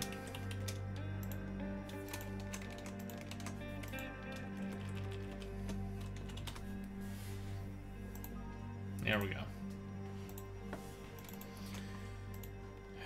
Right. Instead of sprite, it's position. Okay. HUD messages. Let's put them as that.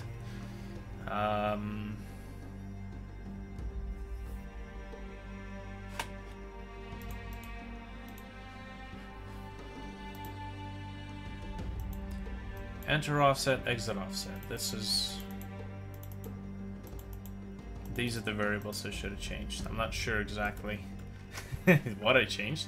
We'll find out in the coding shenanigans with Miles.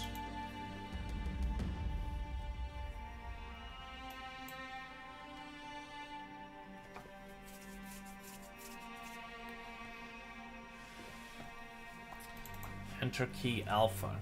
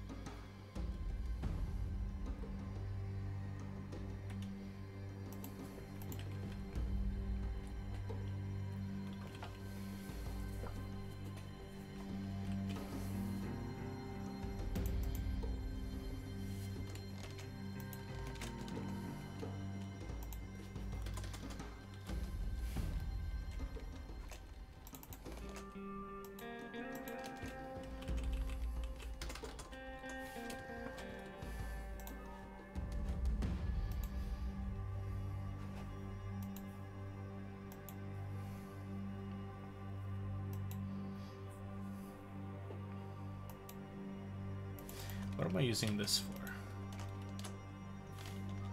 I'm not using it for anything. So you should be commented out. Death message alpha. What am I using this for? Death message alpha. Alright, so that's the heads up stuff. Death MSG position alpha. Here we go. Now this is starting to make sense. So we've got the background, the actual messages, position, in and out positions. Then we have enter key delay alpha. Not sure what we're using this for. Dead respawn. Apparently nothing. So get out of here. This is enter offset. So what is this?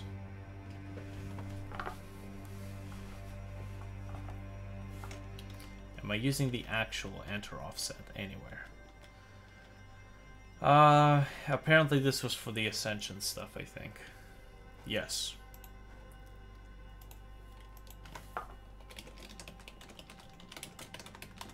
Ascension message. Stage timer. What is this? Also Ascension message.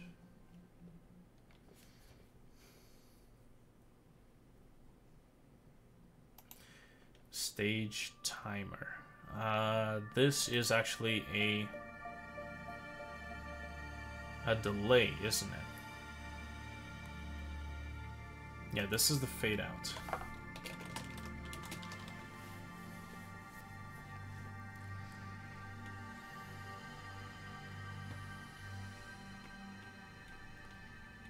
Actually, this looks like the fade out that takes place when you spawn, isn't it? Intro fade, yeah.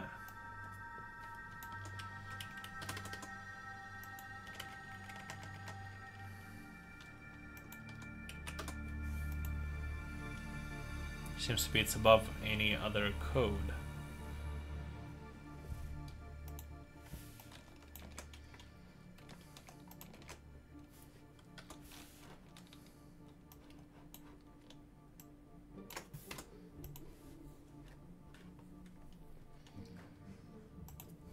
Interesting.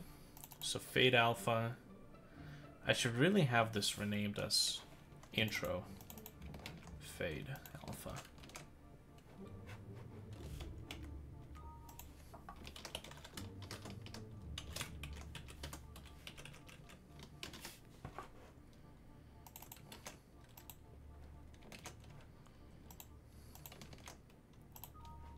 There we go.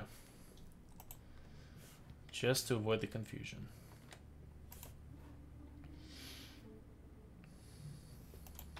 And then I've got this fade, which needs to be intro fade.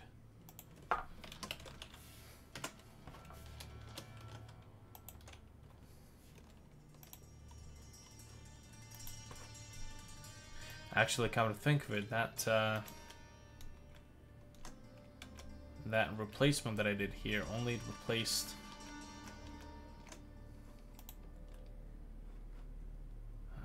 yeah, I think it only replaced the stuff here. What is this? Death message black alpha.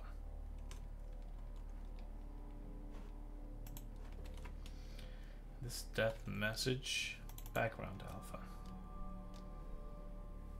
Okay, and this is interesting. When did this happen?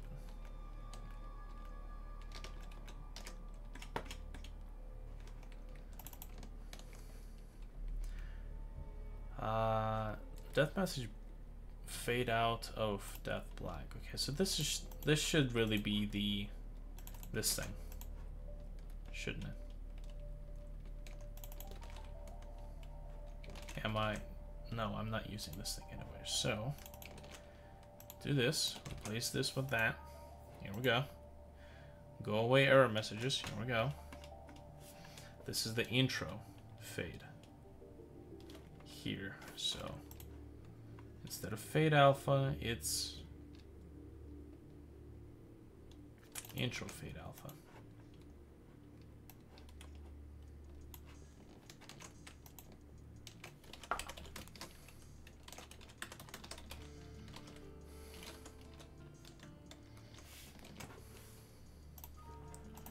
Replace in selection. Okay. And fade stage should be intro fade stage.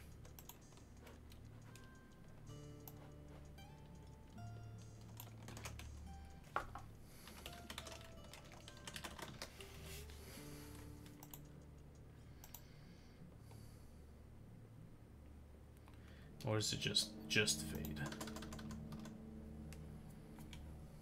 Fade. Match whole word. Intro fade. There we go. So this should effectively fix that. What is this, by the way? What does this say? Fade alpha. Handle death mechanic.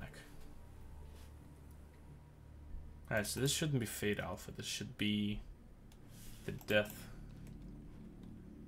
fade.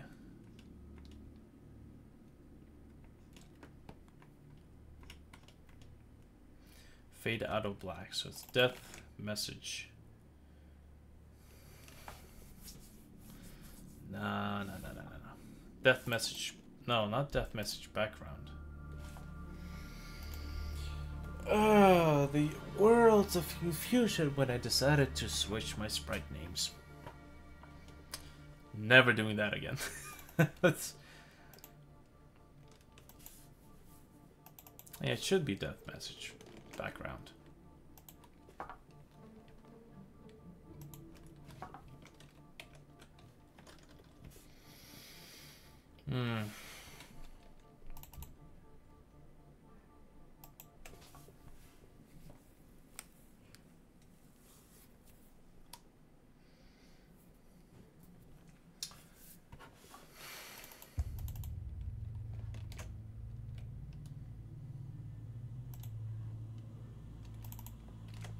Yeah. Okay. So this should be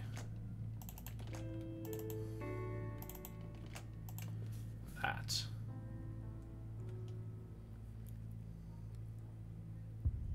Yeah, here we go. This should do it. And now if I go up here, this is GUI, sprite color black. Sounds like somebody's calling someone.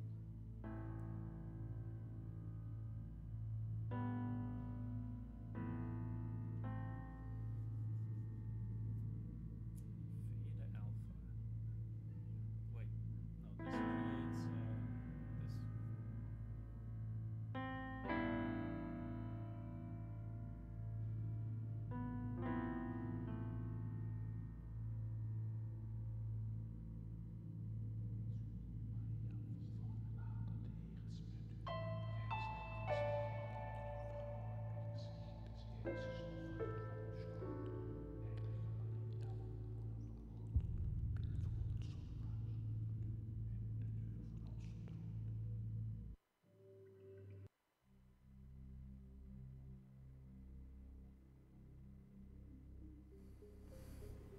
One thing that I realized that I'm gonna have several sprites, multiple sprites. One sprite for the intro, one sprite for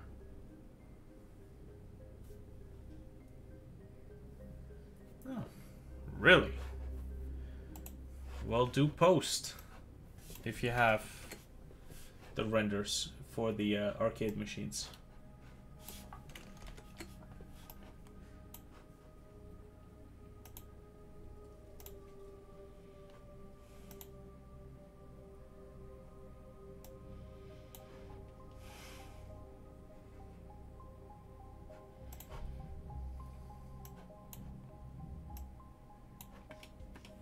You can post them straight to the Discord server, by the way. I'll just check it out there.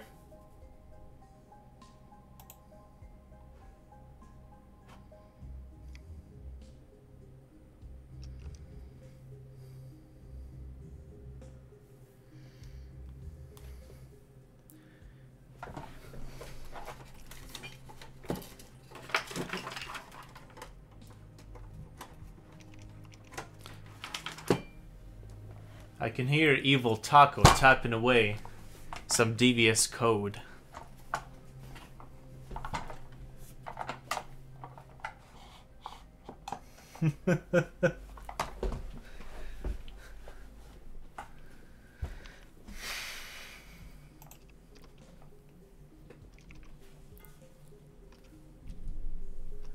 Taco! You're in the voice chat. Just a heads up. I gotta unmute myself. Just a heads up. Not sure if you went there accidentally.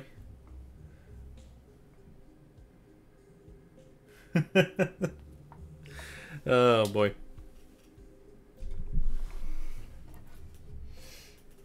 Anyways.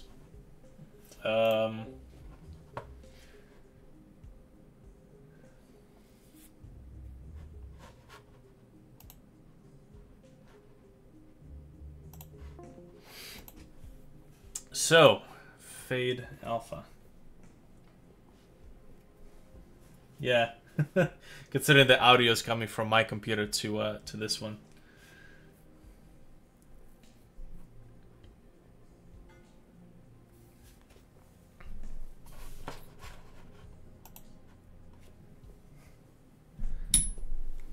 I mean, shit, if you feel like you want to pitch in on... wait, hold on. My mic is not on. Alright, well, I mean, if you want to be on the live stream with your expertise, do like a public chat message type of deal going on, then sure, go for it. Anything to run a conversation. Because half the time I'm sitting there quietly.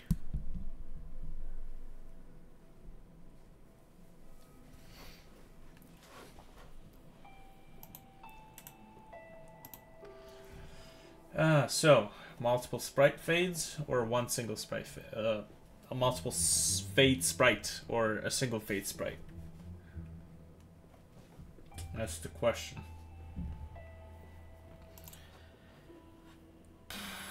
Alright, let's do multiple. It's not like I'm using an extensively large array of fading effects, so this will be the intro fade alpha, which is right here. Game start intro.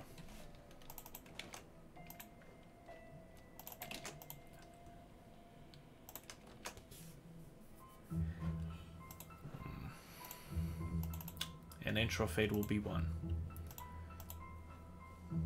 Okay, let's I think that's it. Let's see if this thing behaves in any way, shape or form.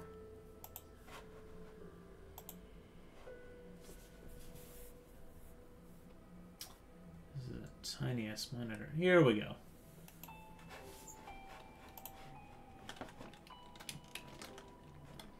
Whee!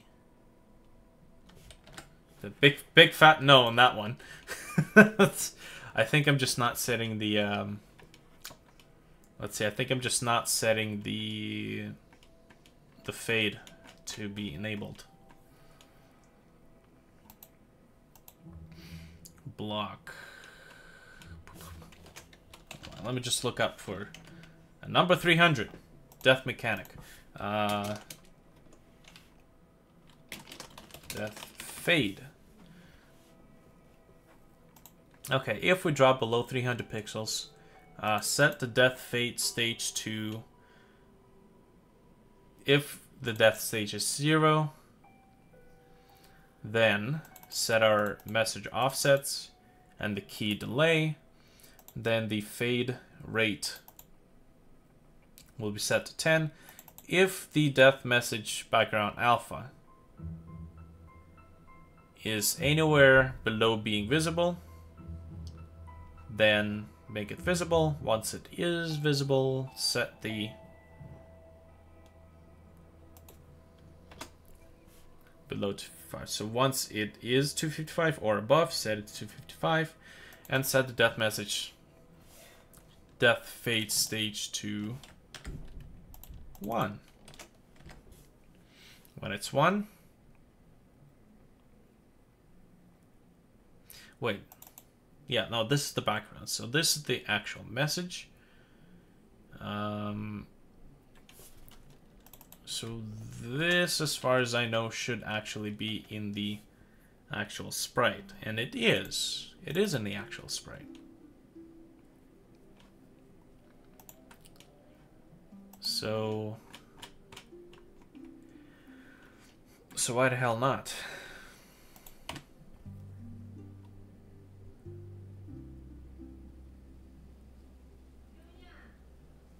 pretty damn close to getting back on track where I was before. Whee! Yeah, it's a big fat load of nothing.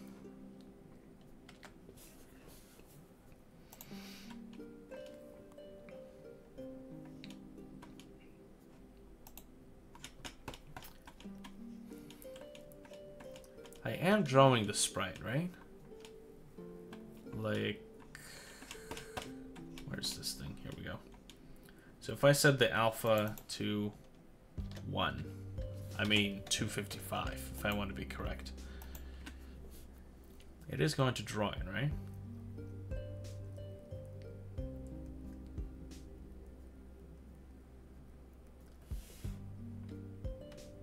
Oh, well that's not right. This is the dead background. This is the black dead. Oh man. My naming convention for these sprites and variables is terrible.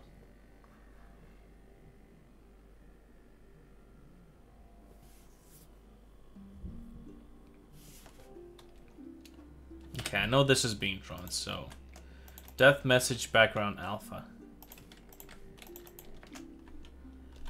This is what I'm supposed to be using. Is it? Yes, it is. So, once again, maybe I'm just not reading this variable properly. Let's see if I can print it. AJK print C player Y and AJK print this variable.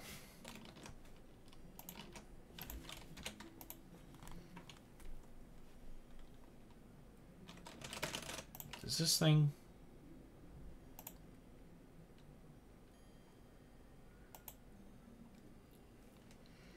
I am a little bit confused by the fact that it's not giving me errors. Maybe I just gotta do this. Compile. Yeah, okay, so there we go. Sometimes when it doesn't give you errors, means that there's a syntax error somewhere up there, and it's just kind of blocking everything else below. Okay, so player Y. Ah, there's the problem. It's not reading the player Y coordinate.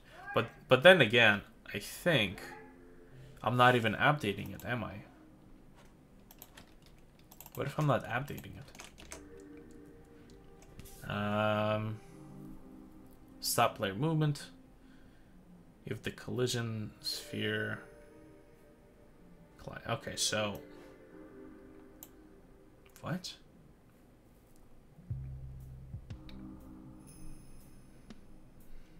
Get object ray slide X. Okay, I think I'm using actually that for collisions. So let me actually do something else in here. We'll say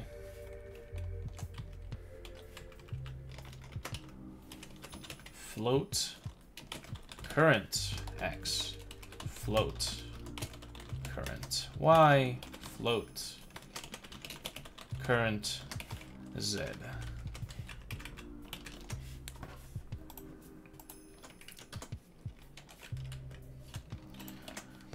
Okay, and these will be constantly updated. So where's the player update script? Update player collision movements, right. So whatever this is, I want to constantly get, I'm technically getting one here, but the fact that it's not called current X, current Y, and current Z is very confusing. Almost done rendering, had to adjust some textures. Alright, sounds good. Green sabotage, mother trucker.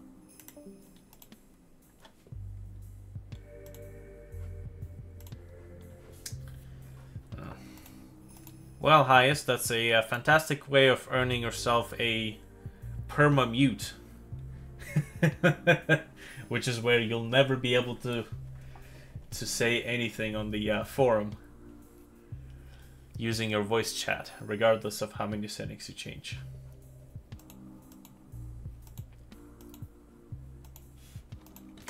It's the equivalent of the timeout share, only more severe. It's the ultimate method of censorship.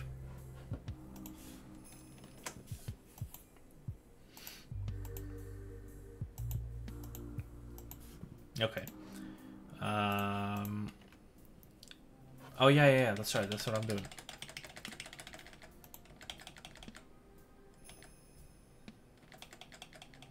No, don't compile.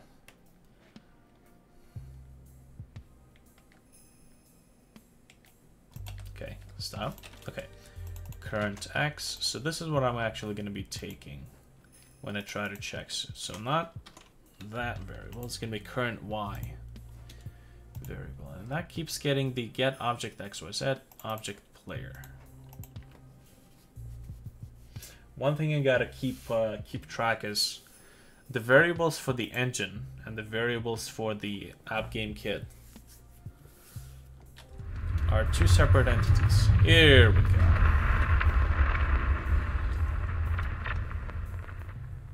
Okay, so that's a big fat no. Okay, so once we reach minus 300, this is where this thing is supposed to trigger. But I think maybe it's minus 300 float. Oh yeah, wait, what am I doing with... Ah! Don't forget that the variable that you check has to be the same as the variable that you draw. Otherwise, you're checking two different variables. Okay. Hey, it's working. It's a little stretched out though, but I think it's working generally. Beautiful. So when it's death stage 2, we should be waiting for the key, the enter key, to be pressed.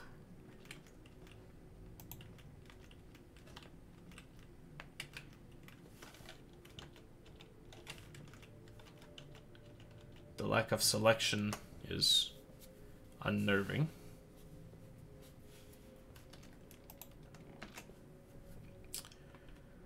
So, let's see.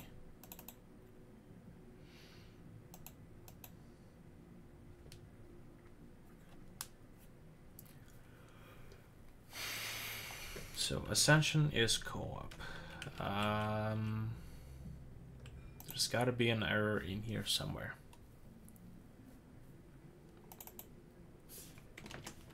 The death fade does not move on until we set it, which is when we press key 13, which is enter. Once that is pressed, we wait for the fade out.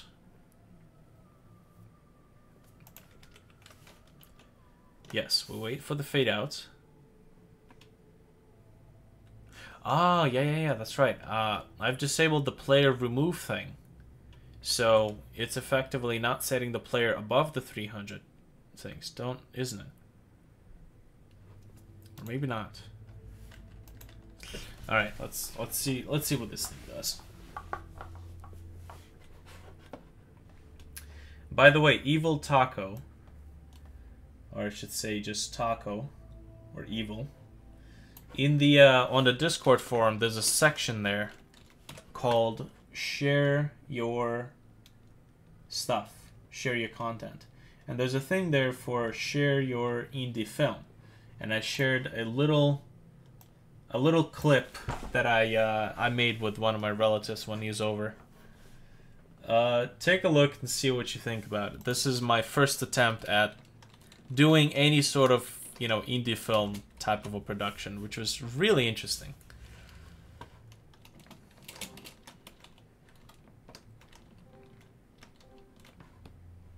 Okay. There's the fade. Press enter. Right, that does a big load of nothing. Okay, what if I skip the whole press the button thing? What if as soon as it hits that fade, it's going to respawn it automatically?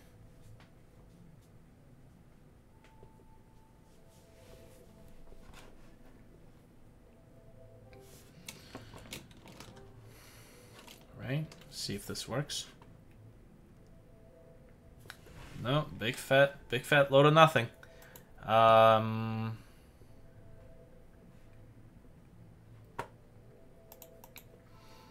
Handle player.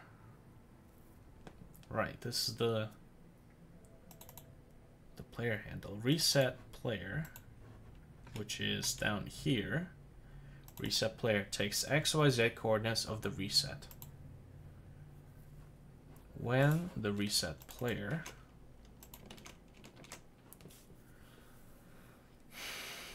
is set,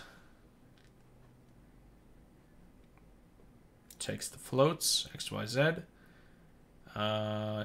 sets the speed to 0, FOV, and mouse position.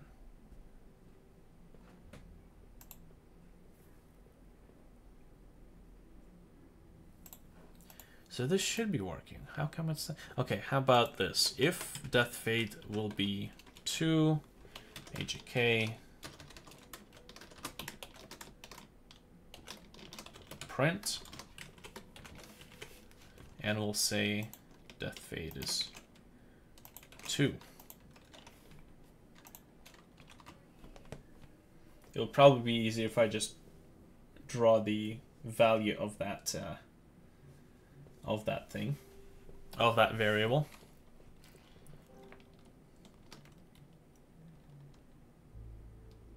Yeah, see, okay, it's never reaching that that piece. It's never reaching that that variable. Okay. Evil Taco has posted his stuff. Let's take a look at this.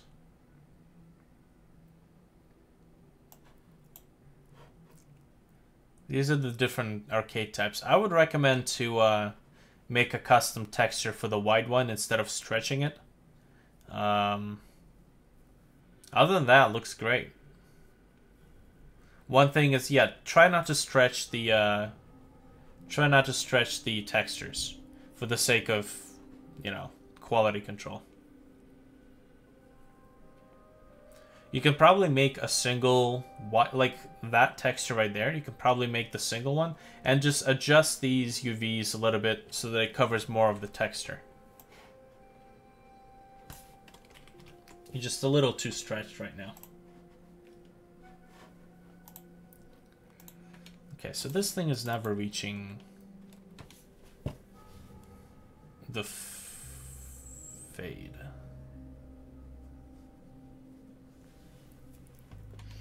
Which means that this thing is never reaching fade. Key.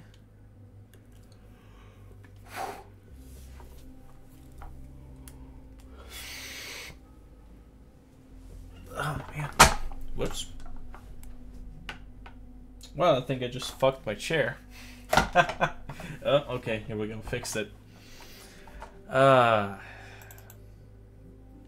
Death stage 1, so we know it hits this thing. That's right. I'm using the double equal sign in the place where I'm supposed to be setting the... that's okay. That's okay. Things happen. Fade. There we go. Beautiful. So now I just need to wait for the key command.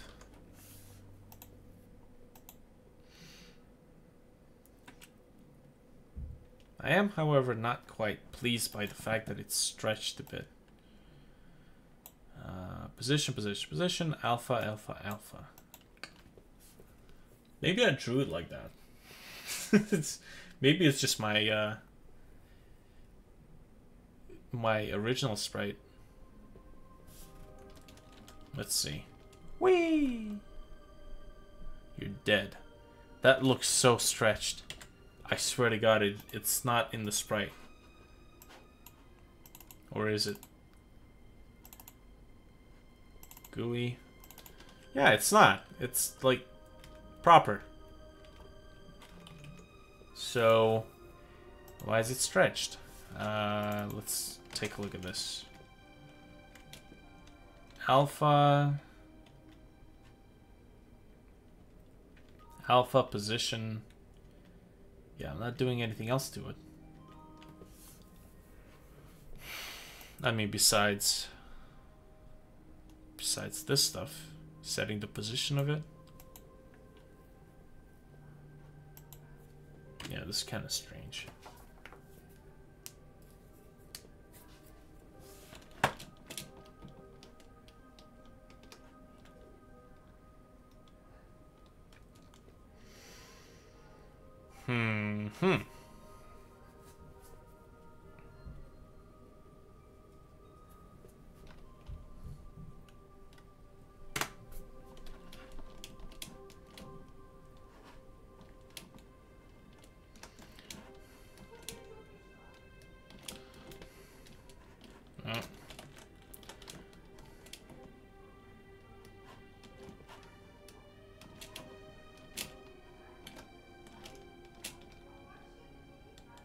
Right.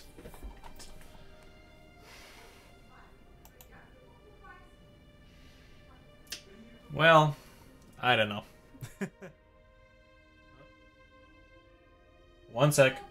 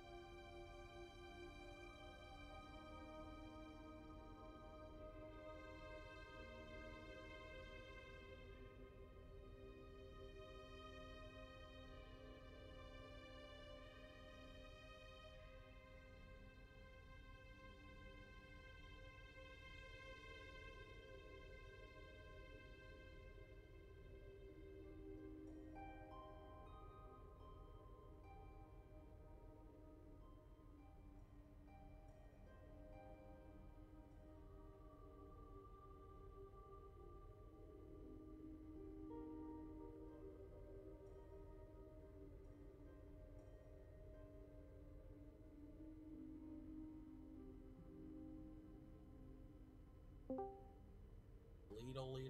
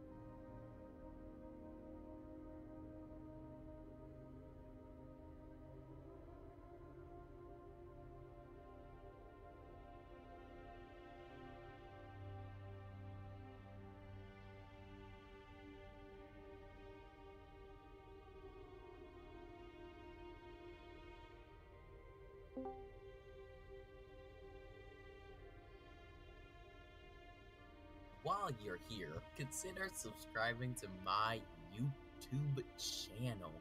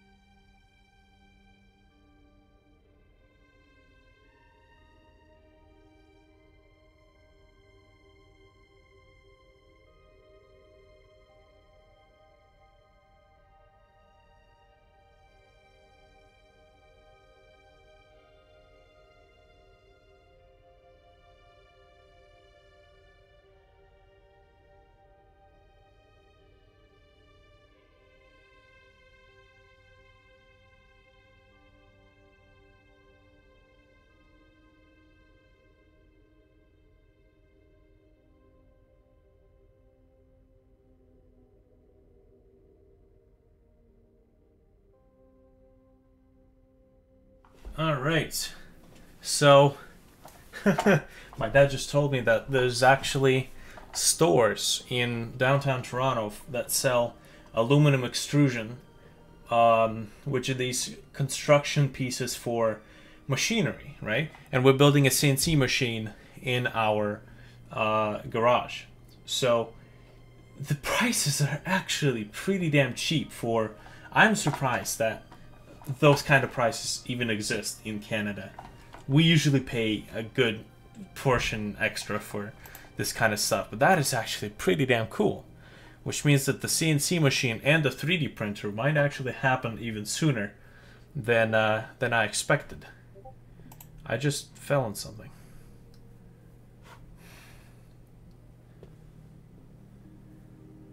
You abused the fact that you were AFK a bit. Oh yeah, hold on. Let me do this.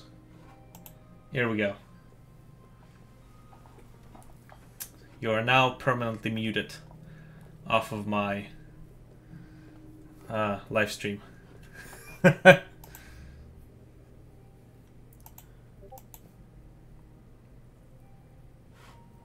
Oh God. What the f... Oh Lord. You and your crazy shenanigans. Anyways. Yeah. Alright.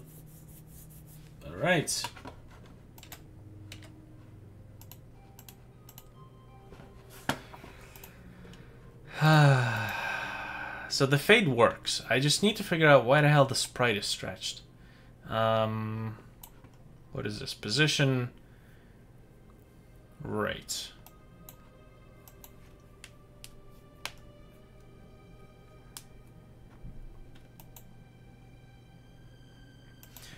There's also a thing that I can use. I can use a single fade sprite and instance it several times by doing like a draw loop, which is interesting. Very interesting. You're dead. Yeah.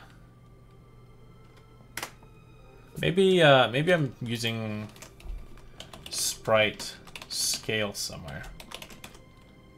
I'm trying to use Game Maker Studio functions in App GameKit. Genius! Sprite. Let's just look up anything sprite related. Current document. Really? That's it? Well, okay then. I'm not loading sprites in here. Or load image. No, load sprites right here. And hello. Oh yeah. I should probably turn on my microphone.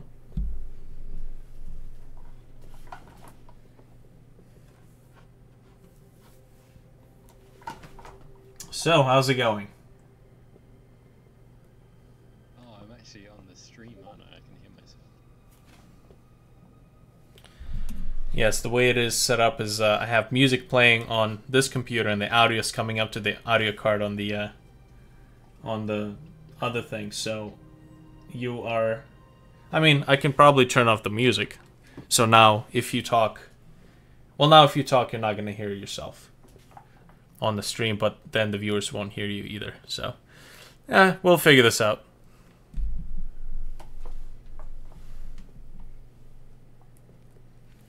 I mean, what you can do is you can probably either mute the stream and just listen to me in the Discord. Yep. Okay, here we go. So now you're not gonna hear me in the thing, in the whatchamacallit, in the live stream, or people will be able to hear you in the live stream. So you know. Let me put on the second. I'm rocking 2 microphones. God damn it. 2 professional mics. And now I'm entangled in wires. Welcome to the Concept Boy BDSM live stream. Ah, Lord. Oh, okay.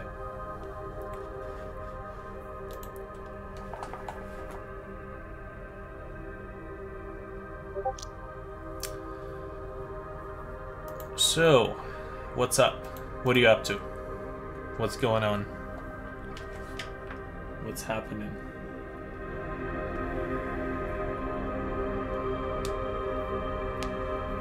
Wow, a phone mic isn't a professional microphone. Sorry. This is a $70 performance microphone. So, I'm just turning you up quick. yeah. Hyas, the modeler.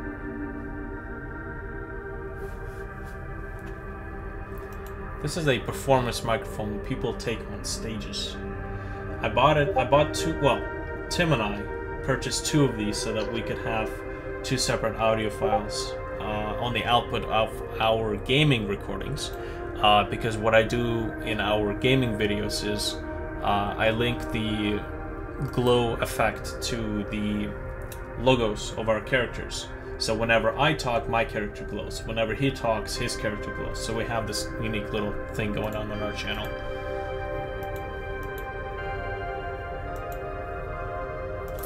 Okay, so I don't think I'm doing any sort of sprite. Any sort of sprite stretching anywhere, really. Scale.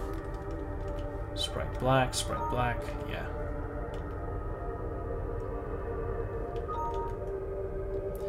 None of this hanky-panky going on in here.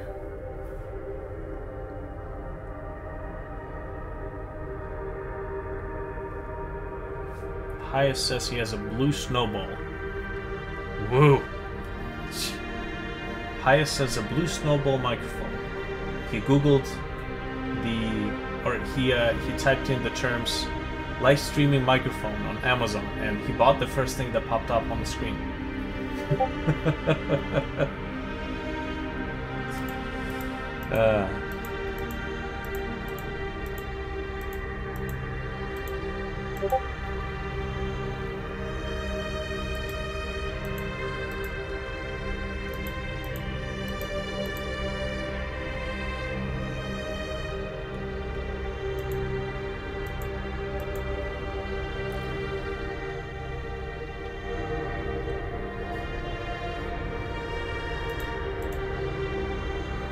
Okay, what am I doing?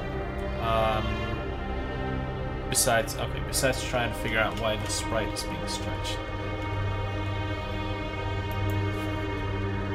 If I actually type in the message.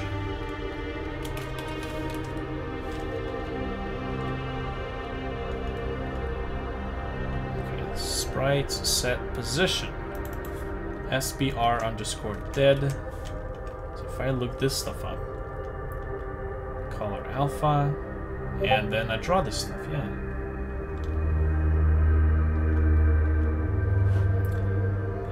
Hyas has sent me a picture of his desktop red butt plug. I see. Very nice.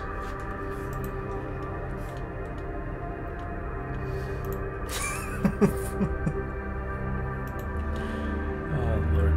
Yeah, I'm not doing any stretching here, so why is it being so terrible?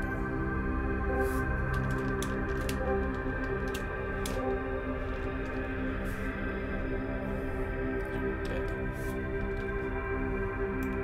What happens if I do this? Nothing. Does it proportionally scale the images, maybe? Yeah, it does. Oh well, I'll figure this out. It's not the most important thing right now. Realistically, right now, what I want to do is I want to push out the first playable competitive thing I can, and what I really need for that is the main menu.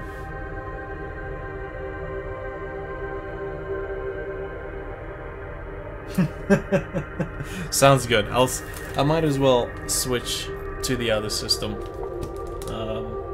You know, unless we have a active conversation about something interesting, it's probably better to listen to the live stream. Anyways. Ah, boy.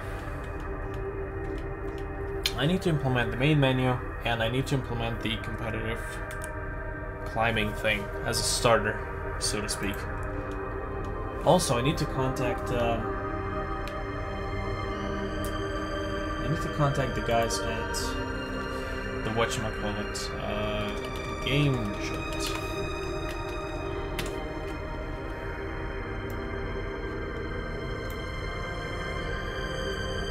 Because I'm unable to set up my official payment stuff. There's a weird issue with the Canadian tax information where they can't seem to get it to work.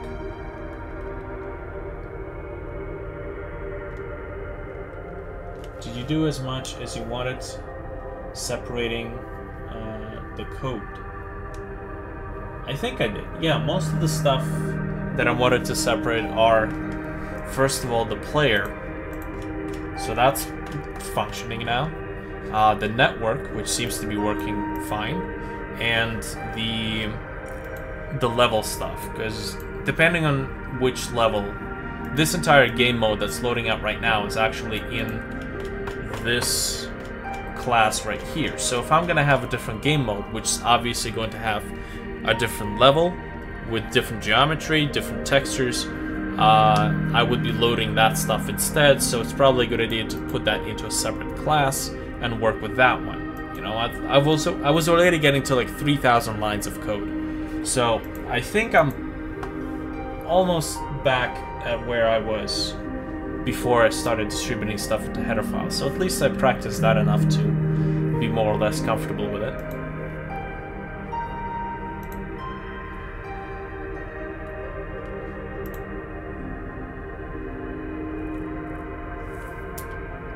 All I need to do now is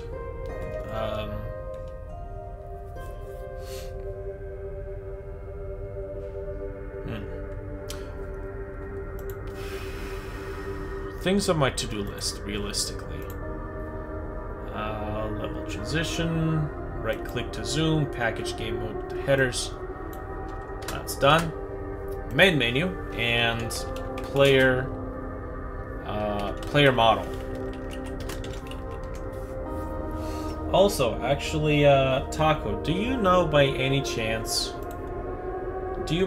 know of a library that allows you to play back a sound file and return the amplitude of the file as it's being played?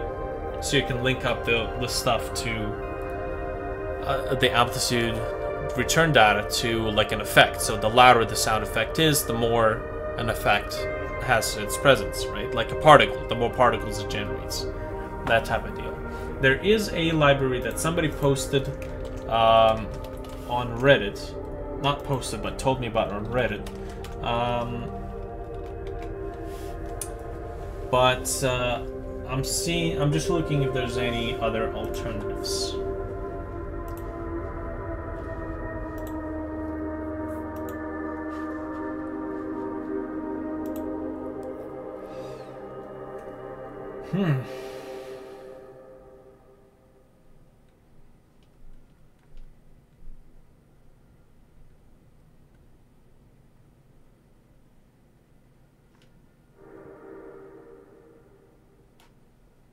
All right. Anyways, progress.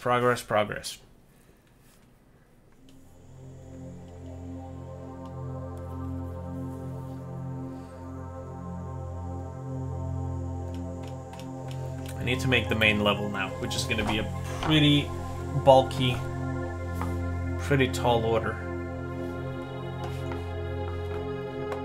Which I need to model first of all, obviously.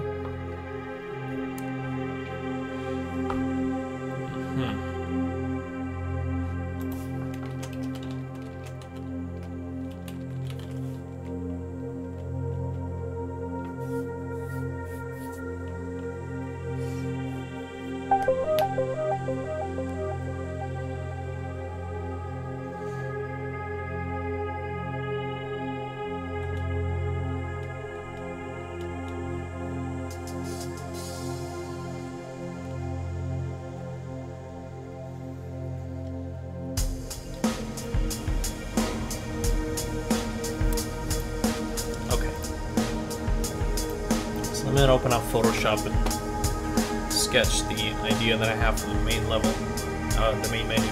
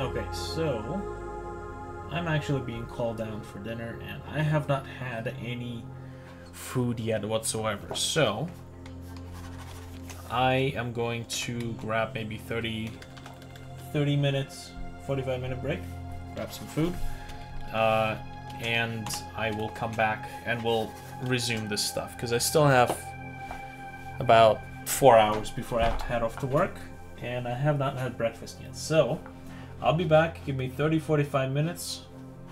Make sure to follow to get notification when I'm live, and we'll be back to doing this. Be right back.